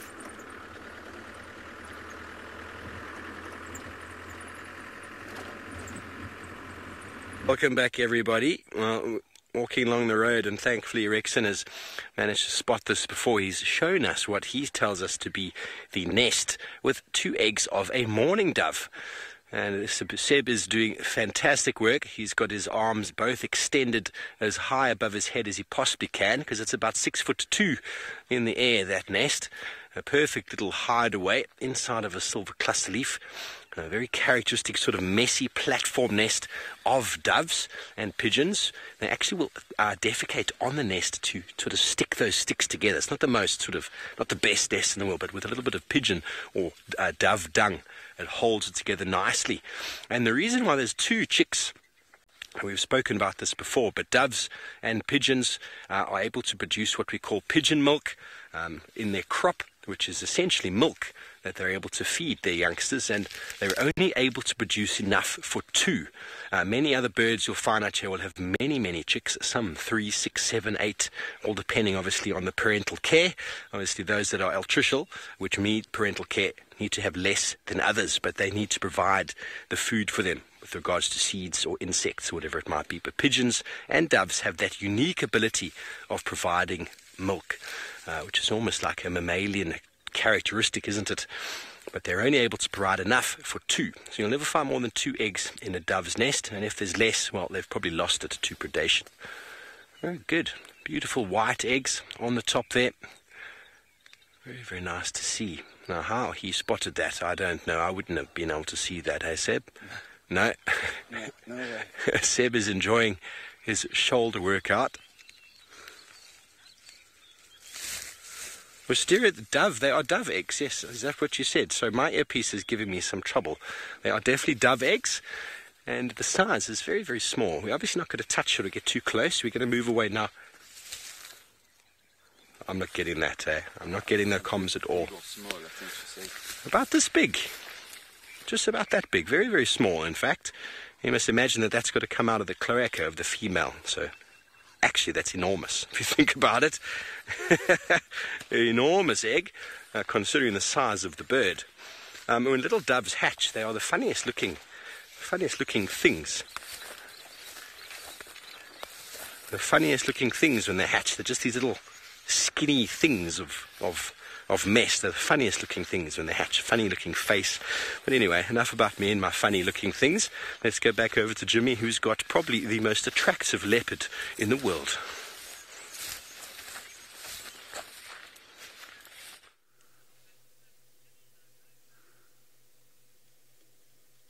Steve seems to be picking some nice stuff up on foot. We've managed to get in a little bit closer to Tingana, and he's laid down in this brown grass, and it's incredible. I mean, we've literally maybe 5 meters from him, and you can really see how beautifully he blends into this this wintering grass. You can hardly see him. So we're just going to stay with him for a little bit, because we're not sure whether he's going to head to the dam after this or whether he's come from the dam already, but we assume he's going to go back towards water. So we'll stay with him, and especially until another vehicle comes in, because we might follow up on some other kudu calls to the south of us.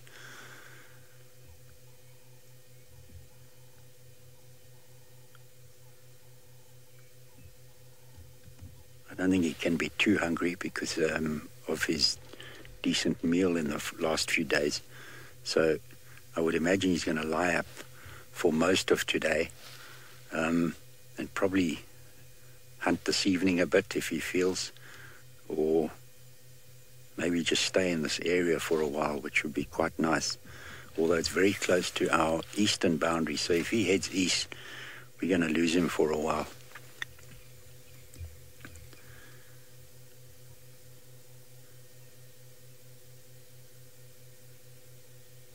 He's breathing fairly slowly, so he's digested quite a lot of that food. Nina, good question. In this area, leopard are relatively difficult to track, but because they are used to our presence in vehicles, at least they don't run away, well, a lot of them. So if you get onto fresh tracks, you've got a relatively good chance of finding them. Lions are a little bit easier because they've got a much bigger track, and there's normally a number of them together. So it's easier to miss a leopard track than lion tracks. So I would say leopard is the most difficult, and then also cheetah can be quite difficult because they also generally solitary track, quite a small track, although they tend to favor more open areas, so they're easier to spot from a distance than leopard, which love this more wooded, thicker sort of vegetation.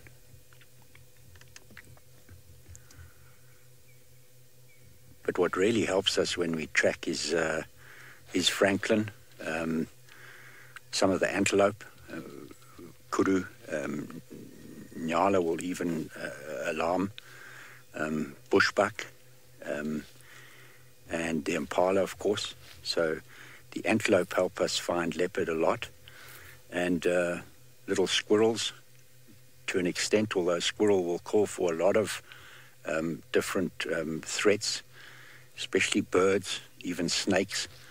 So it's quite difficult from using squirrels for tracking leopard. But yeah, francolin help us a bit, and monkeys also, little vervet monkeys will alarm. But they also will call for against eagles, for example, and snakes.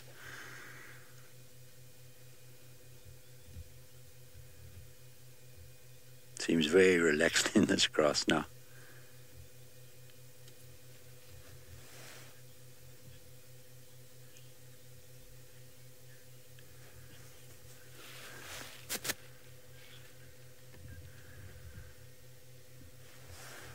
So I missed part of that question. Could you repeat that?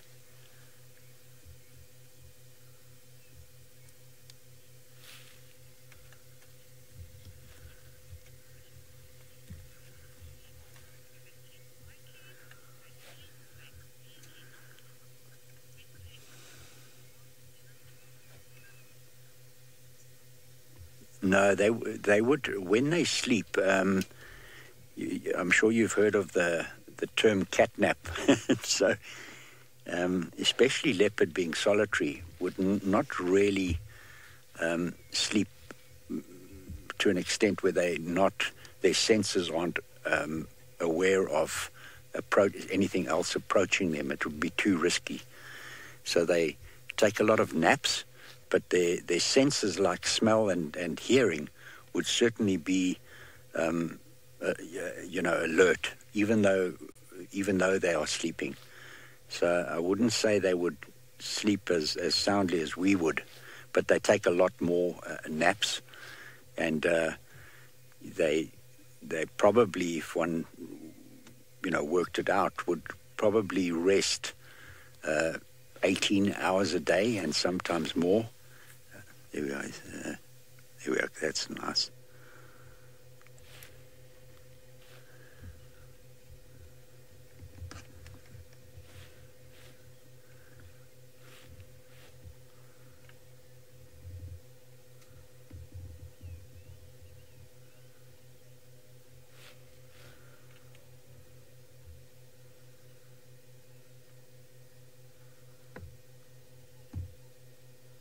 Not sure whether he heard something, but he's we're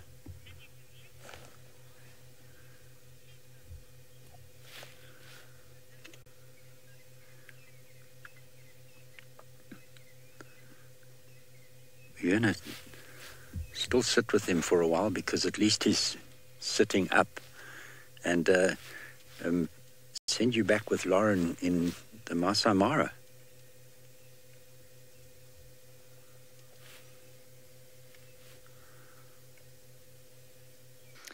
Well, talking of leopards, Jimmy has inspired me to indeed think of leopards, and we are in that area. We are in the exact spot where I last saw 2 leopards, mother and cub, Siri and her son.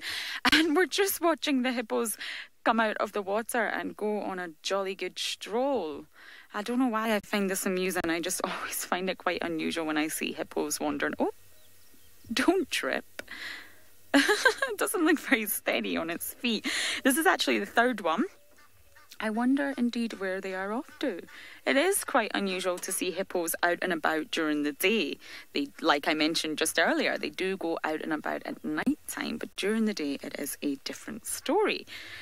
So back to the leopards, I thought, while we're in the area, it's always worth the chance. I will always take risks and have a look. The leopards were actually seen yesterday in this exact area. So we're just bumbling through to see if we can see anything at all that resembles my spots. You know, I'm a lover of spots. But those hippos did catch our attention, and indeed they have gone. So let's continue moving onwards. You never know what we're going to find. And this bumble will indeed loop us right back to the giraffes. But this is the area... Oh, why is my gear stick being so challenging? There we go. I think I need to eat more beans.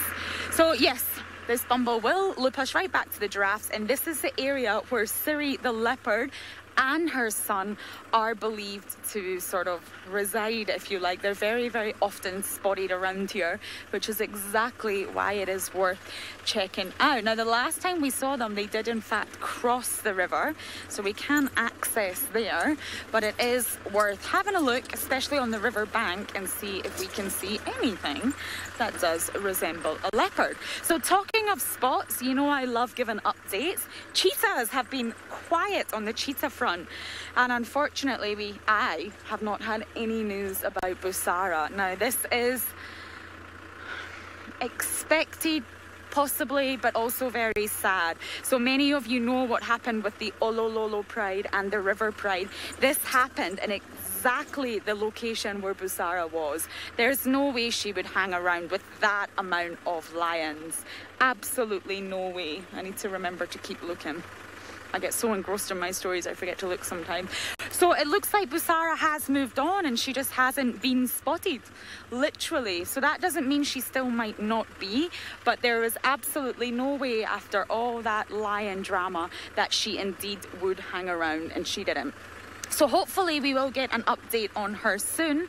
And of course, as some of you may know, I did spend time with the Lemai boys, who have indeed caught up with one another. They were separated all due to a lady, and they are reunited once again in their form coalition of two, and they are hanging around near the border. So at some point today and tomorrow I will go down and see if we can catch up with those brothers. But other than that, that's the only news I've had on spots. Got my hyenas, but unfortunately my leopards and my cheetahs are just not quite within reach at the moment. So that is indeed all my updates for you. I'm glad we managed to check on the den together, even though it was slightly disappointing. I don't think the North Clan are going to stay there for long. I really do think they will move again. I think something happened, potentially involving lions. They quickly left. They've just chosen a temporary den for now, and I really do believe that they will move again. But let's keep our eye on that, because we don't exactly know what is going to happen. So leopards, where are you? Now, Jimmy mentioned leopards are difficult to track. Well, out here it's impossible to track them, so you really just have to have a good look. They're a lot more elusive here than they are down in South Africa. So it's just a case of looking and hoping your luck comes in, which mine did last week. And of course, the more you persevere, the more you don't give up. I believe that your luck always comes to you. I definitely want some more leopard sightings, and the shepherd's tree male has indeed been sighted as well. So I've got to meet him. That has yet to happen. I also haven't had any updates about the lions either, so it is a very quiet morning in terms of all the predators, except the hyenas, of course. They are very active this morning.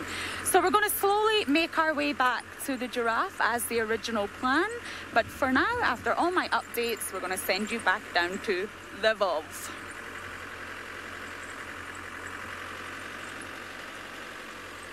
Well, good luck with whatever you do find at the giraffe carcass there. We found tracks of a hyena and what seemed to be a drag mark not far back there, but it was headed in that direction. And the last time we found that was before we went on leave, and we tracked it all the way to the den site. So sort of we now in the middle of Djuma right now. The tracks are sort of coming from the Milwaukee drainage, the dry riverbed harness, sort of away from this. We're trying to track back to see what maybe that animal was or where it came from. We're coming towards Chelapan, which is right in the middle of Djuma, and this is where Sebastian said they last saw Tlalamba yesterday. So we're going to go around there, see if there's any tracks of her. There's water up ahead, good place to find a leopard. We know Tlalamba likes to hang around really close to watering holes, and if it was indeed her around here who maybe made the kill, hyenas picked it up and stole it off her. That is a very common occurrence, especially with a young, inexperienced leopard like herself. So we're going to see if maybe we can find some activity. Rexon's just up ahead of us now. We're just going to check around the watering hole. We've checked these 2 pans just here.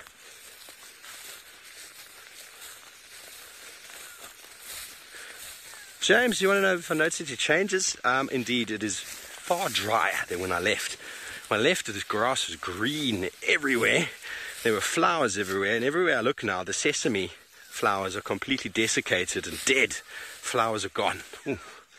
There's some oxpeckers up ahead. We just got to make sure we approach. We did have some fresh rhino tracks back there. So we've just got to double check when you hear oxpeckers. There's a lot of them just through here. It could be on any animal. Giraffe, which you don't see many of. Buffalo. And rhino. And there are some go-away birds shouting over there. So we're just going to take it very slowly up ahead. So yes, James, also it's got a lot drier. Not just the vegetation, but the watering holes. We were at Treehouse Dam before. The level's lower. All the little mud wallows around are gone. I was talking about the fresh tracks. We've got a rhino track here. You can see the toes. 1, 2, 3. Heading along this very nice pathway to the water. It's a good place to track animals. This is the sort of pathways we're looking for any signs of a leopard. Obviously we're not looking for rhino, but sometimes we just find them. I'm going to keep going up ahead here.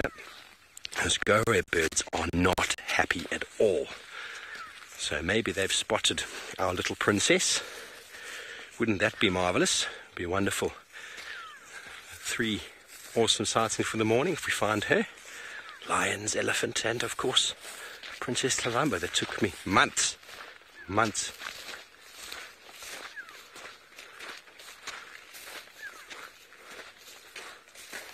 Consulting detectives, if you want to know about nests and eggs and seasonality, you know, when we get late rains, birds will breed again. They will. You'll see a lot of the franklins and spurfowls busy breeding. So just over here, a very active rhino midden, very fresh rhino midden.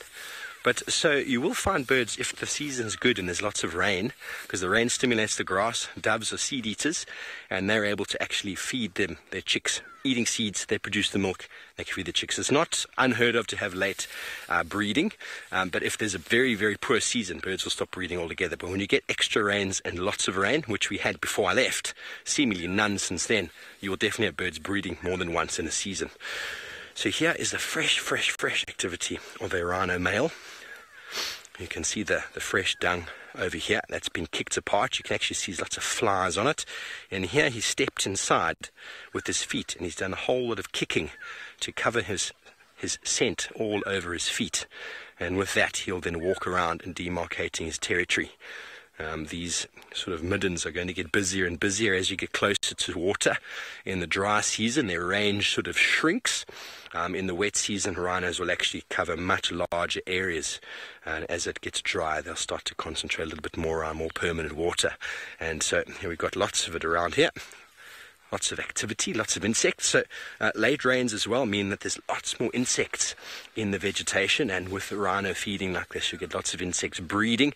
A lot of birds are insect eaters, not only seed eaters. So late rains also indicate more insects, which means insect-eating birds could also breed again.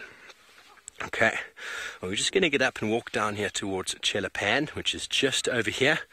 And just have a little scour around there, see if we can find any tracks of little Tlamba. But while we do that, Jimmy is up at Buffelshoek as well, still with the Duke of Djuma.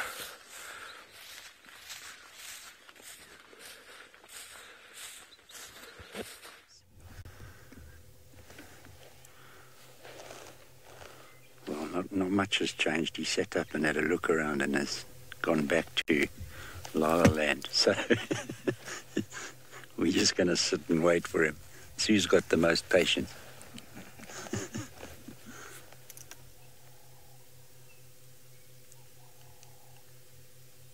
He's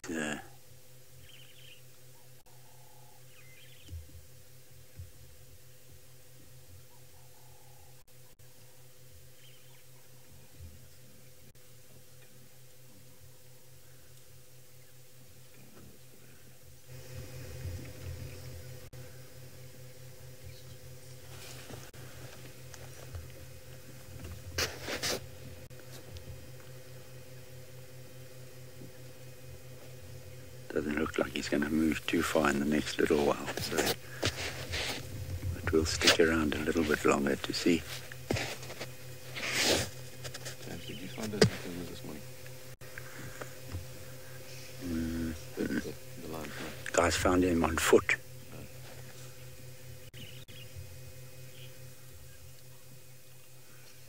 I'm not too familiar yet with all these leopards, but this is certainly a good guy to sit with.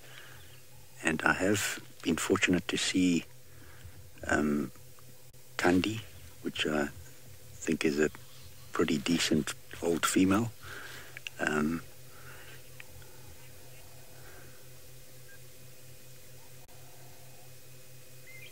Probably Shalamba. I think she's got a lot of character, and she's certainly not afraid of our presence, and she seems pretty active, so probably Shalamba.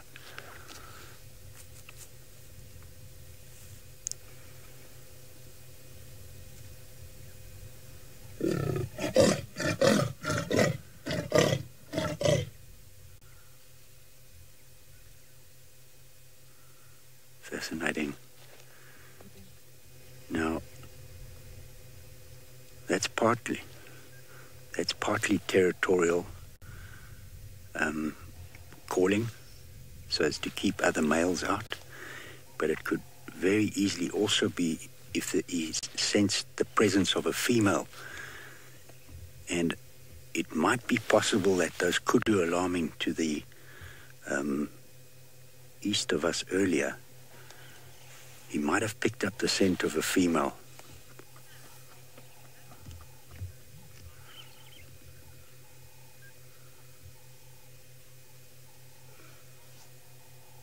We're definitely going to sit around here with him, because if he moves, he might move eastwards here. So we'll send you to Lauren in the Mara.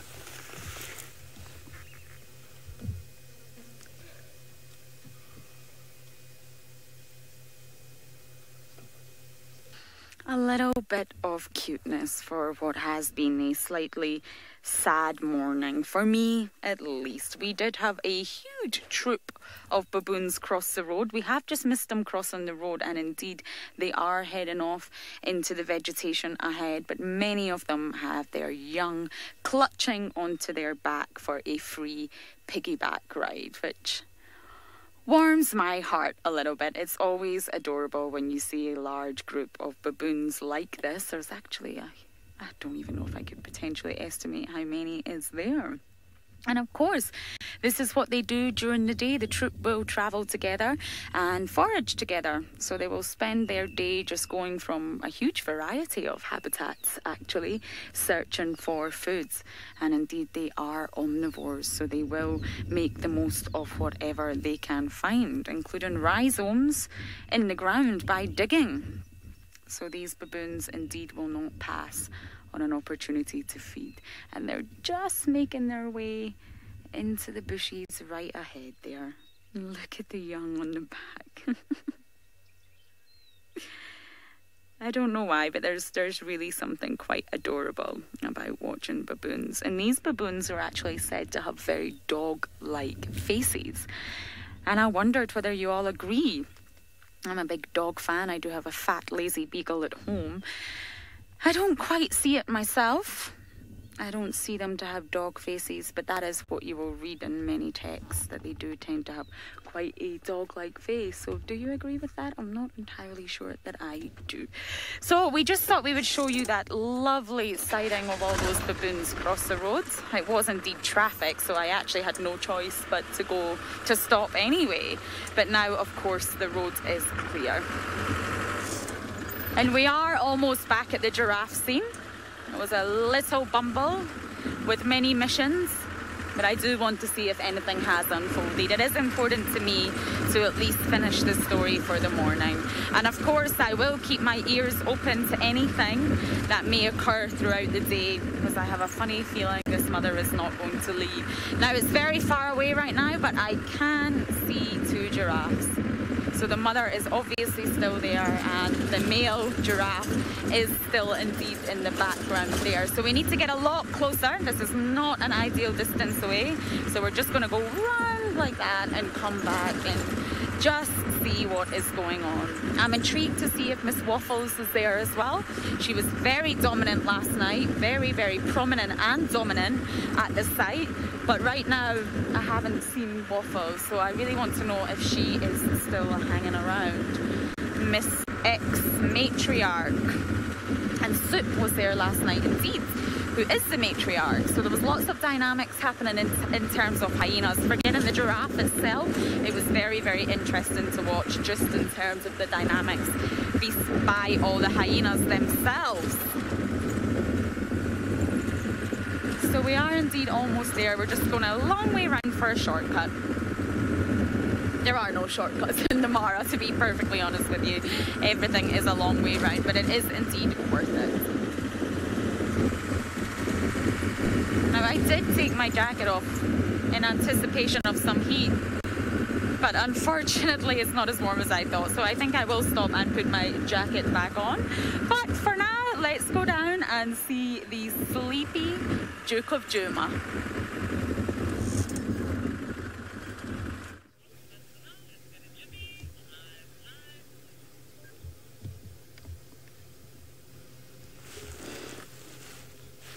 He hasn't called again since last time, so, but he's certainly not lying flat, so we're still going to stick with him a bit, and it'd be really nice if he starts heading east, because that's where we have a feeling that there might be, that Tundi might be in that area.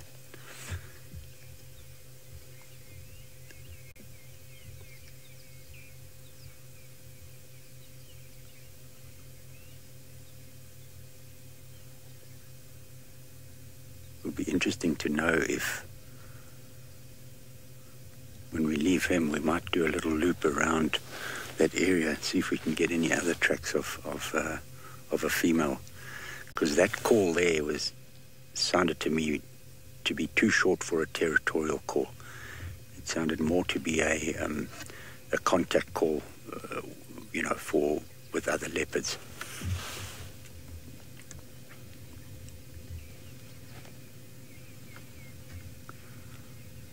Nice and cool today, so he hasn't had to move too much into shade, which is nice for us.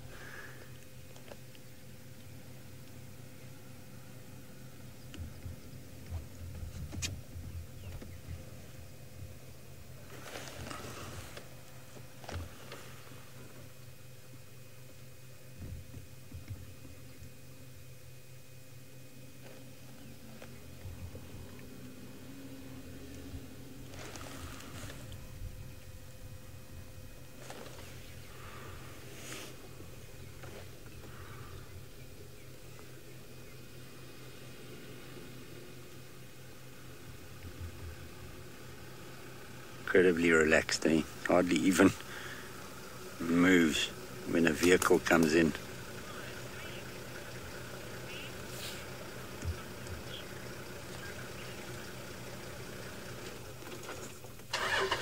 We're going to link you over to Steve, who's still on foot, and hopefully he's had good luck this morning. Hopefully he has a bit more luck.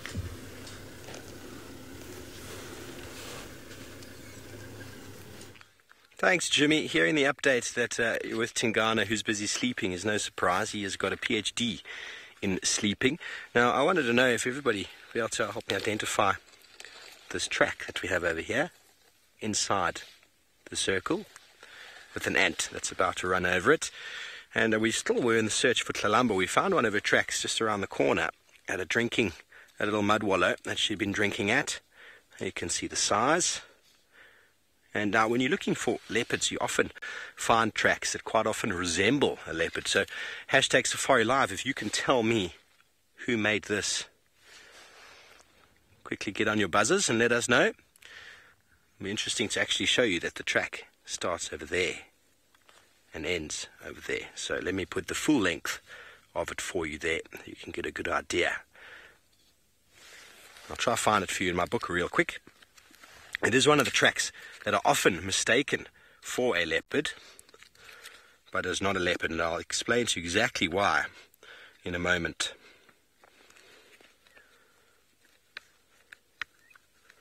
My book has definitely seen better days after the last downpour with Jean and myself on foot. It's gotten a little bit wet and a little bit scraggly, but anyway.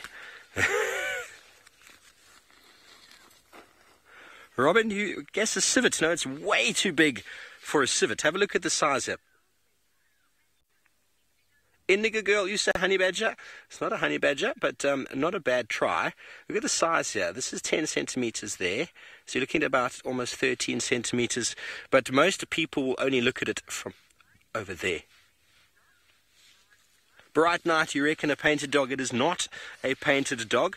You see their toes digging in over there. There's a big negative space over here. If you look closely at it, you can actually see where the toes or fingers have gone down, and there is it there, and there's a bit of a back pad over there, and I'll show you in a moment once you're all ready. Kelly, no, is not a warthog. This is definitely an animal that's got a foot or a pad, not walking on hooves. I'm going to show it to you now, and you're going to easily see when I put my hand like that. Can you see that there's a thumb over here, everybody? Raise and you say aardvark. Not an aardvark. Here is the track here. There's the toes, 1, 2, 3, 4. There's a thumb over here. And there's all the way to the back pad over here. Diane, it is not a hyena. I think everyone is seeing many things in the sand this morning. And what I'm going to show you is, in fact, a baboon. So, this is the right hind foot of a baboon. And you can see this is the left. Sorry, this is the right. This one over here is the left.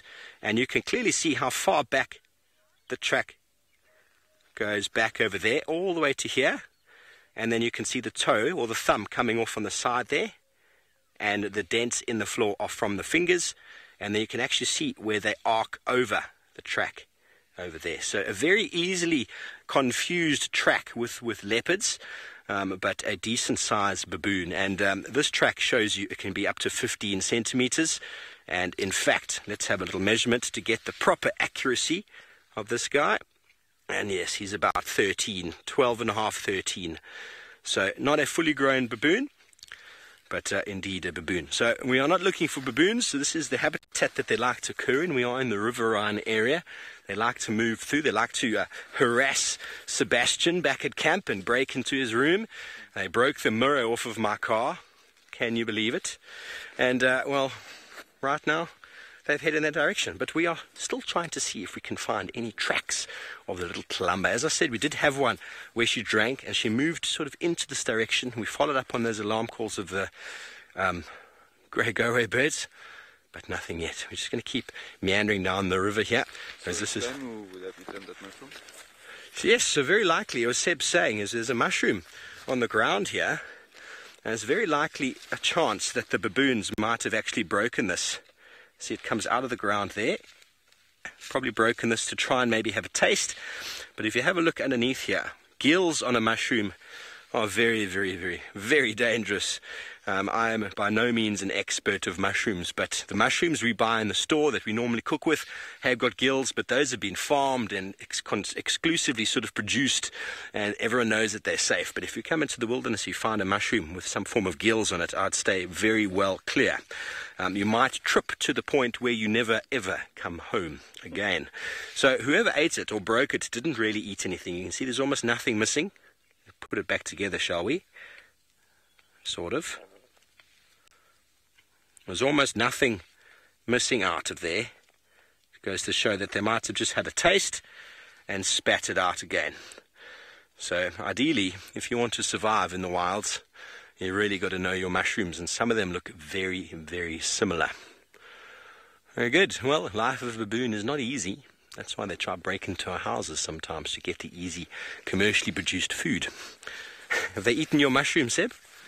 No, but they've eaten many more. They've eaten many other things from Sebastian. Okay, very good. Well, it sounds like Lauren is in for more drama this morning. She really wants to see how the giraffe story plays out. She's gotten back there. Let's go for an update.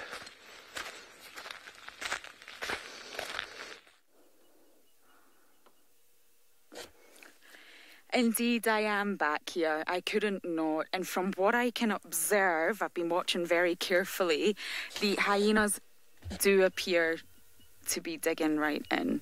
They do appear to have really made a stab at this calf. I think the mother giraffe is really wearing thin now.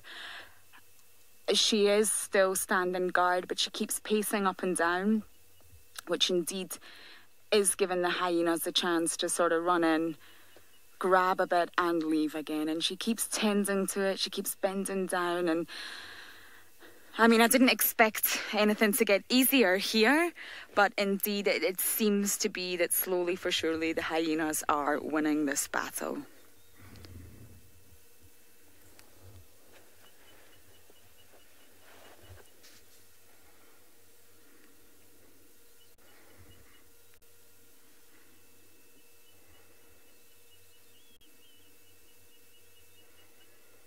Indeed, we are still here at the very sad scene with the mother giraffe. We were here yesterday, we stayed until nightfall, and we've came back again to see what's happening. My name is Lauren, and I do have Bungay on camera, and we are just trying to watch this scene unfold and unravel the dynamics. So, to update on the situation, this mother giraffe actually gave birth 3 days ago. Well, not yesterday, but the evening before yesterday at around 5 p.m. And we weren't 100% sure exactly what happened to the calf, but indeed it has become clear that there was problems during birth. The calf was alive.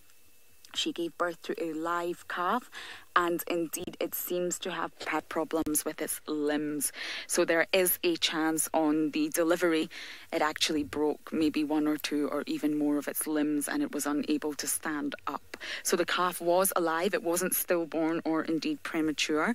It was alive, and it did eventually die after the birth. And the mother has stayed here guarding this calf since, well, 2 nights ago.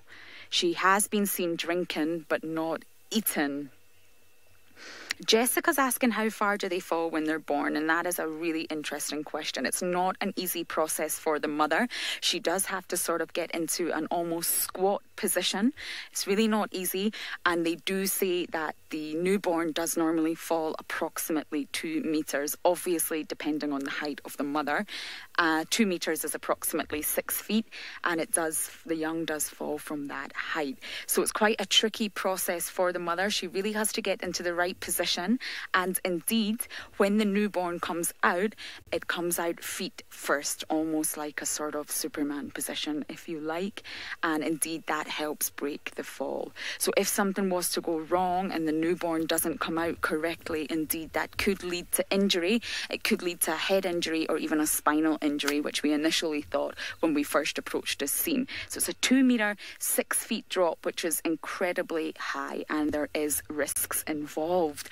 And newborn giraffes actually only have a survival rate of about 25%, which is very low. Only 25% will make it to adulthood, and the sole reason is predators. You can see right here, hyenas, lions, leopards. So young giraffes really don't have such a high survival rate anyway. And this mother is surrounded by hyenas, mainly from the North Clan here in the Mara. Lara Moore is asking the exact question that is prominently sticking in my mind. Why are there so many hyenas for such a small newborn calf, which is really, really small? Normally they're only about 100 kg, which is obviously about 220 pounds, and it's really not that big at all. We did have a much better view of it yesterday, and let me just give an approximate hyena estimate here. 1, 2, 3, 4, 5, 6. Oh, we got a jackal. Yeah, we got a jackal right there. Okay, there's well over 10 hyenas And there's many individuals that we do recognise from the North Clan. Now, we just went to visit the North Clan Den, which is a very prominent clan of hyenas here, and there's absolutely no one there, and it's really not that far. So my thinking is that they are incredibly attracted to the smell. They're olfactory predators, and they're very attracted to scent, and because their den is really not that far away, it's about an 8-minute drive from where we are now, of course, they've picked up on the scent. The young giraffe is indeed open, and they just cannot leave the calf alone. So it is going to be interesting once the hyenas do take over, because there's, from my opinion, there's far too many for the size of the calf. So them all hanging around like this is just absolutely incredible. Now, we did just have a question. Are the hyenas trying to take the calf or the mother? And indeed, they are trying to get to the dead calf. The scent is probably very overpowering for them. And indeed, I do not believe they are here to take over the mother.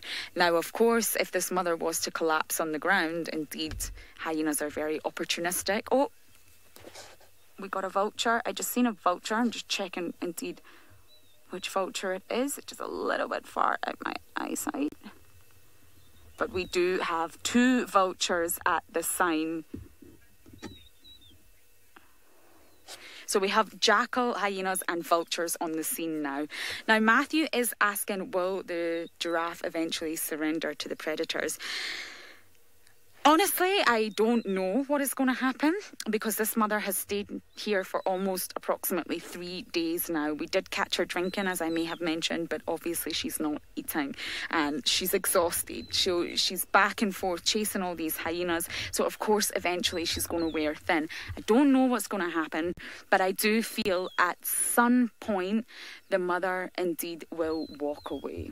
That is what I imagine to happen. Now, the dynamics could rapidly change if lions were to come onto the scene, but at the moment we have hyenas, jackal and vultures all in wait for her dead calf. So we will stay with this situation to see what happens as the story continues to unfold. But thank you for jumping on board, and do go to YouTube, type in SafariLive to follow the rest of the drive.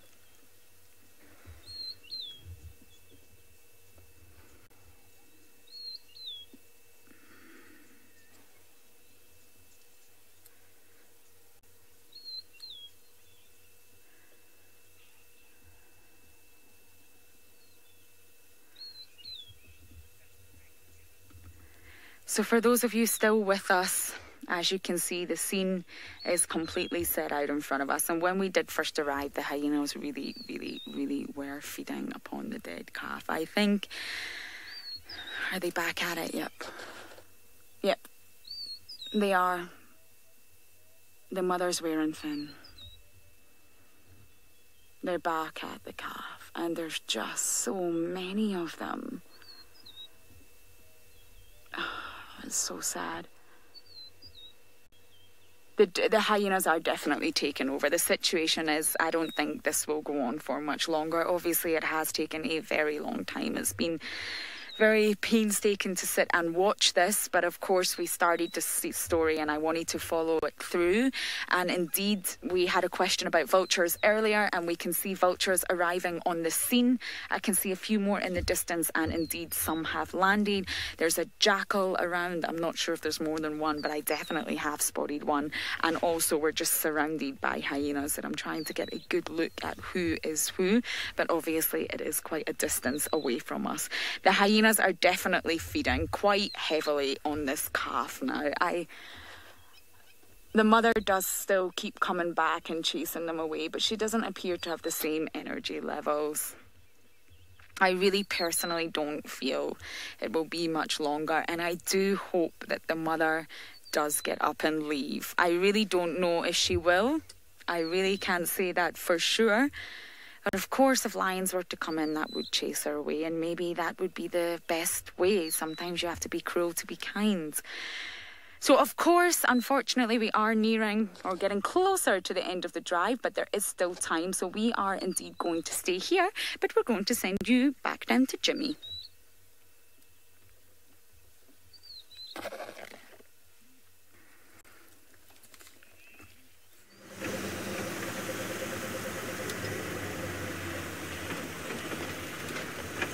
Lauren must be getting some interesting viewing up in the Mara. We've just left Tingana. There's another vehicle standing by with Tingana, so they'll let us know whether he moves or not. And we just we're trying to do a loop to see if we can pick up some other leopard tracks where these kudu alarms were coming from.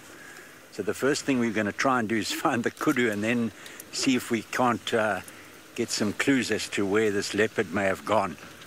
It'd be quite nice if we could pick up on some tracks, because we could get a direction and see whether there's a chance of this female linking up with Tingana later. So we're just going to be moving around this area for a while and seeing if we come up with any luck. But we're really looking for kudu now. That will give us a clue as to where.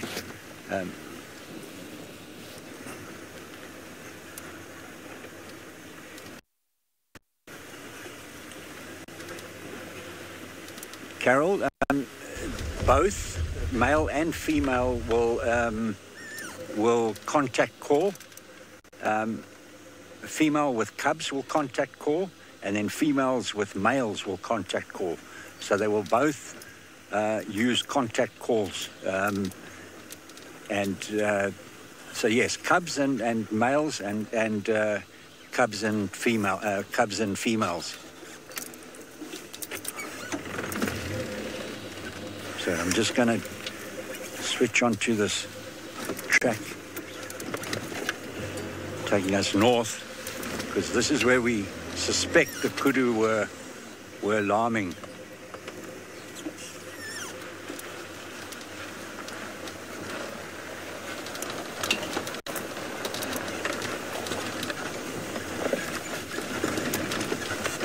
Moving through quite a thick area here, so got to keep our eyes properly.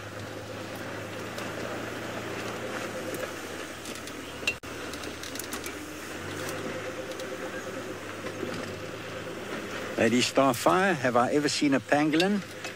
I have seen pangolin.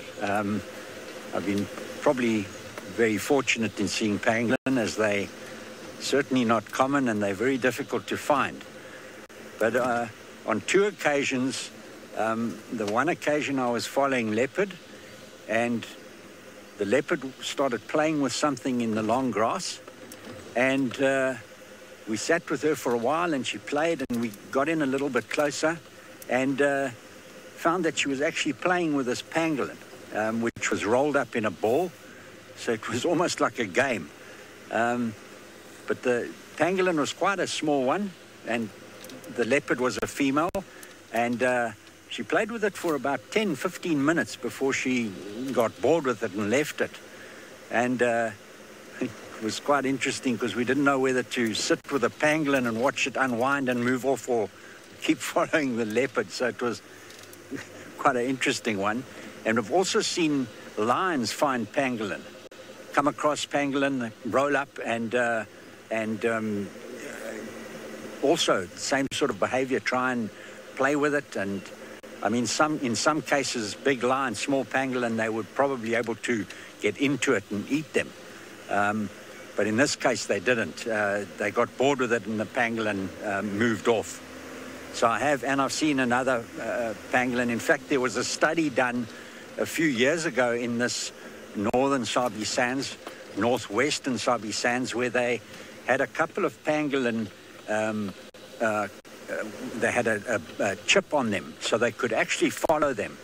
And they did I think it was about a 4 or 5 year study on our pangolin, which was very interesting. And the chap who was doing it used to sometimes, or quite often, go out at night and follow these pangolin on foot, which was really interesting. And some of his stories of coming across all sorts of stuff at night was fascinating. I think he then went on and did some more study on pangolin, but the tree climbing pangolin, which is more Central Africa. So he became a real specialist on pangolin. just going to switch off here because I think we're not far from where these kudu were. And we also just seen some quite fresh elephant dung, so we try and get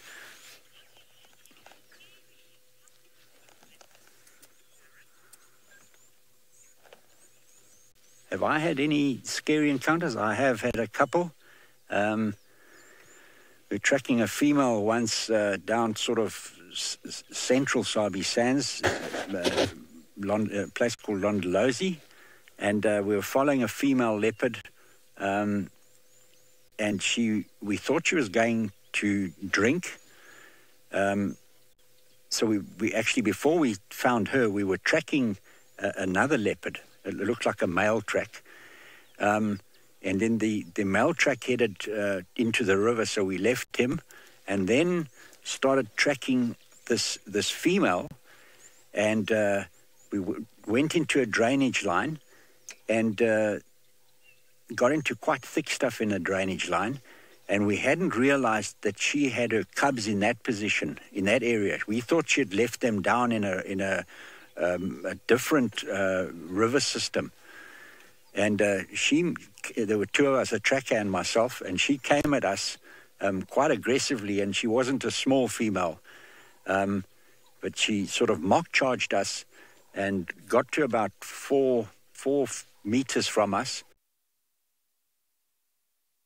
Stayed dead still, and she moved then back. We started moving. She came at us again, and then we stood our ground again, and then she slowly moved off, and we managed to ease out of there. So that was quite a interesting situation. So yeah, I mean, females with cubs, certainly on foot, can be quite nerve-wracking, and you've got to really keep your wits about you. Generally, the males are more shy, unless they like Tingana. They will generally move away unless they are protecting food. You know, if they're on food and you're on foot and you move in too close to them, they could very easily come at you. But luckily, generally, they're pretty shy, and they will generally move off.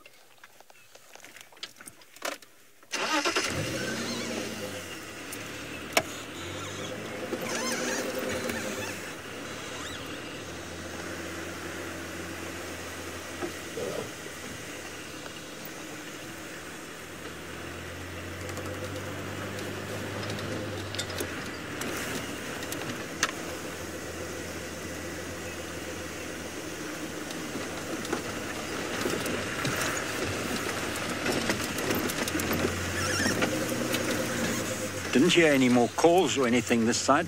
We're going to send you back to Lauren, who I believe is still with this female giraffe trying to protect this calf of hers.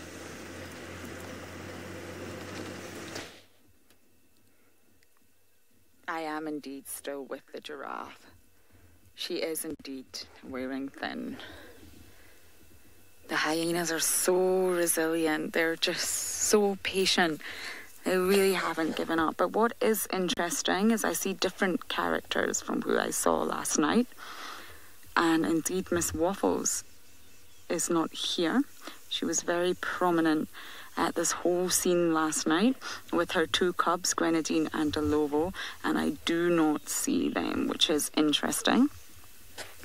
So there is obviously some other hyenas that have, of course, came in, and the battle continues. Now, I'm going to move. No one wants to see sight of me.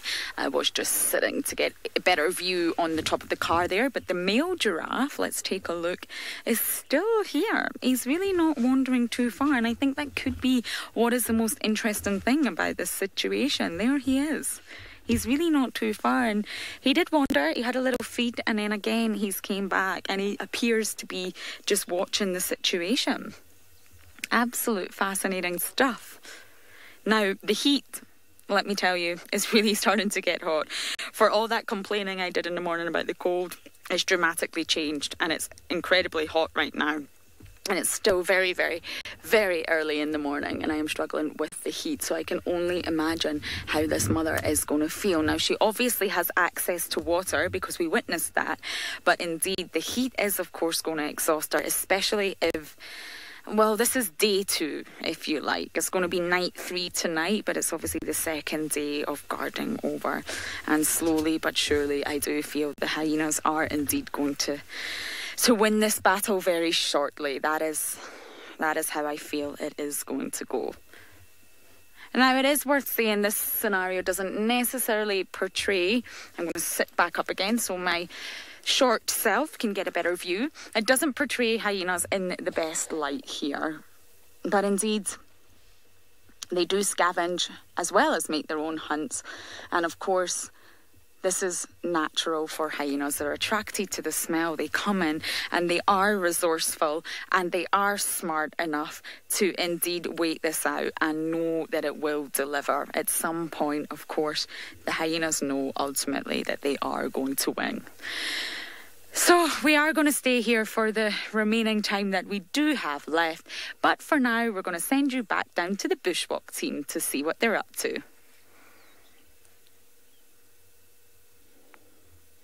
Thanks, Lauren. Well, we've just come out of the drainage below Vuitela watering hole where Tingana and Tlalamba had their little sort of father and daughter time recently, and it was quite interesting to see exactly where they were. But here we've found a beautiful grey-headed sparrow sitting on top of the tree, shouting to the world. We were talking about seed eaters before in the form of the doves. Sparrows are also a seed eater, often found in mixed feeding groups on the floor, feeding on the seeds produced by the grasses. And one of those bird species that does not migrate away. He's kept quiet, obviously, as soon as we've come to him. But very good. It's been a wonderful morning. Starting to warm up. It's still quite overcast. Seb and I have been discussing at length what exercises we're going to be doing this morning. And I promise you, as soon as we finish breakfast and as soon as we're ready to go for a run, the clouds are going to part and the sun is going to shine through. And well, what a beautiful cat day it has been. Lions on foot, the slumbering Tingana, of course, and well, Lauren having all sorts of interesting interactions up in the Mara. I do believe, and I've been hearing from everyone, that she's having an absolutely wonderful time. She's gone from being an ocean swimmer and lover to now bush lover of note. Sorry, Nina, my earpiece is really not giving me all the right communications that you're giving me. I do apologize. If I fiddle with it while you talk to me, it works beautifully. So let me...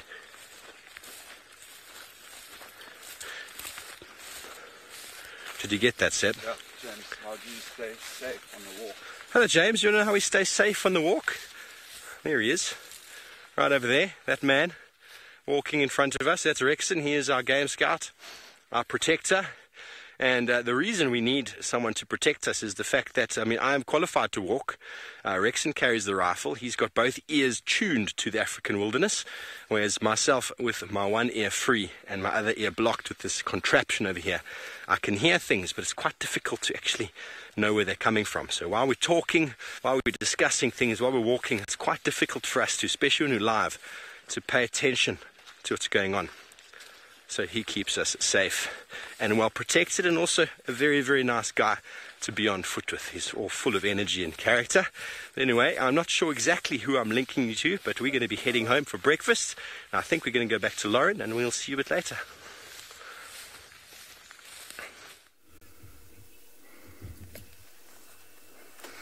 He is indeed linking to me with our situation, which still remains the same. Now, we don't have much time left, so I do want to clarify something. I was asked earlier, is there any evidence of males leaving clans? Now, I personally thought absolutely not. It's a very strict matriarchal society. Hyenas are designed in such a way for the females to be more dominant, for the females to lead. So I quickly checked with the hyena researcher, and they agreed. They have not heard of any single case where males lead the clan. clan. Now, there may be incidents where there's groups of males and one may be more dominant than the other, or one has came from a high-ranking mother and maybe sort of joins the group and acts more dominant. But in terms of leading the clan in replacement of the matriarch, such as the North clan, oh, she's still chasing. Indeed, even the hyena research team here hasn't heard of a concrete example. So I just thought I would clarify that up before we do indeed have to end what has been a very interesting sunrise drive. Now, although we are coming to a close, I will indeed possibly stay with this situation a little bit longer. My heart is with this mother, and I don't quite know how it is going to play out. So you do know that I always revert back to you with updates. So indeed, I will let you know exactly what happens here. Although at the minute, it does look like the hyenas will win, and this poor mother, I hope, will leave and get herself back to full health. That is indeed what I do hope will happen here. But you never know. Nature is nature, and sometimes you've just got to wait it out, and you can be surprised by what unfolds. So let us see exactly what happens here. But thank you everybody for joining us for a fantastic ride, and please do join us for our sunset drive this afternoon. See you then.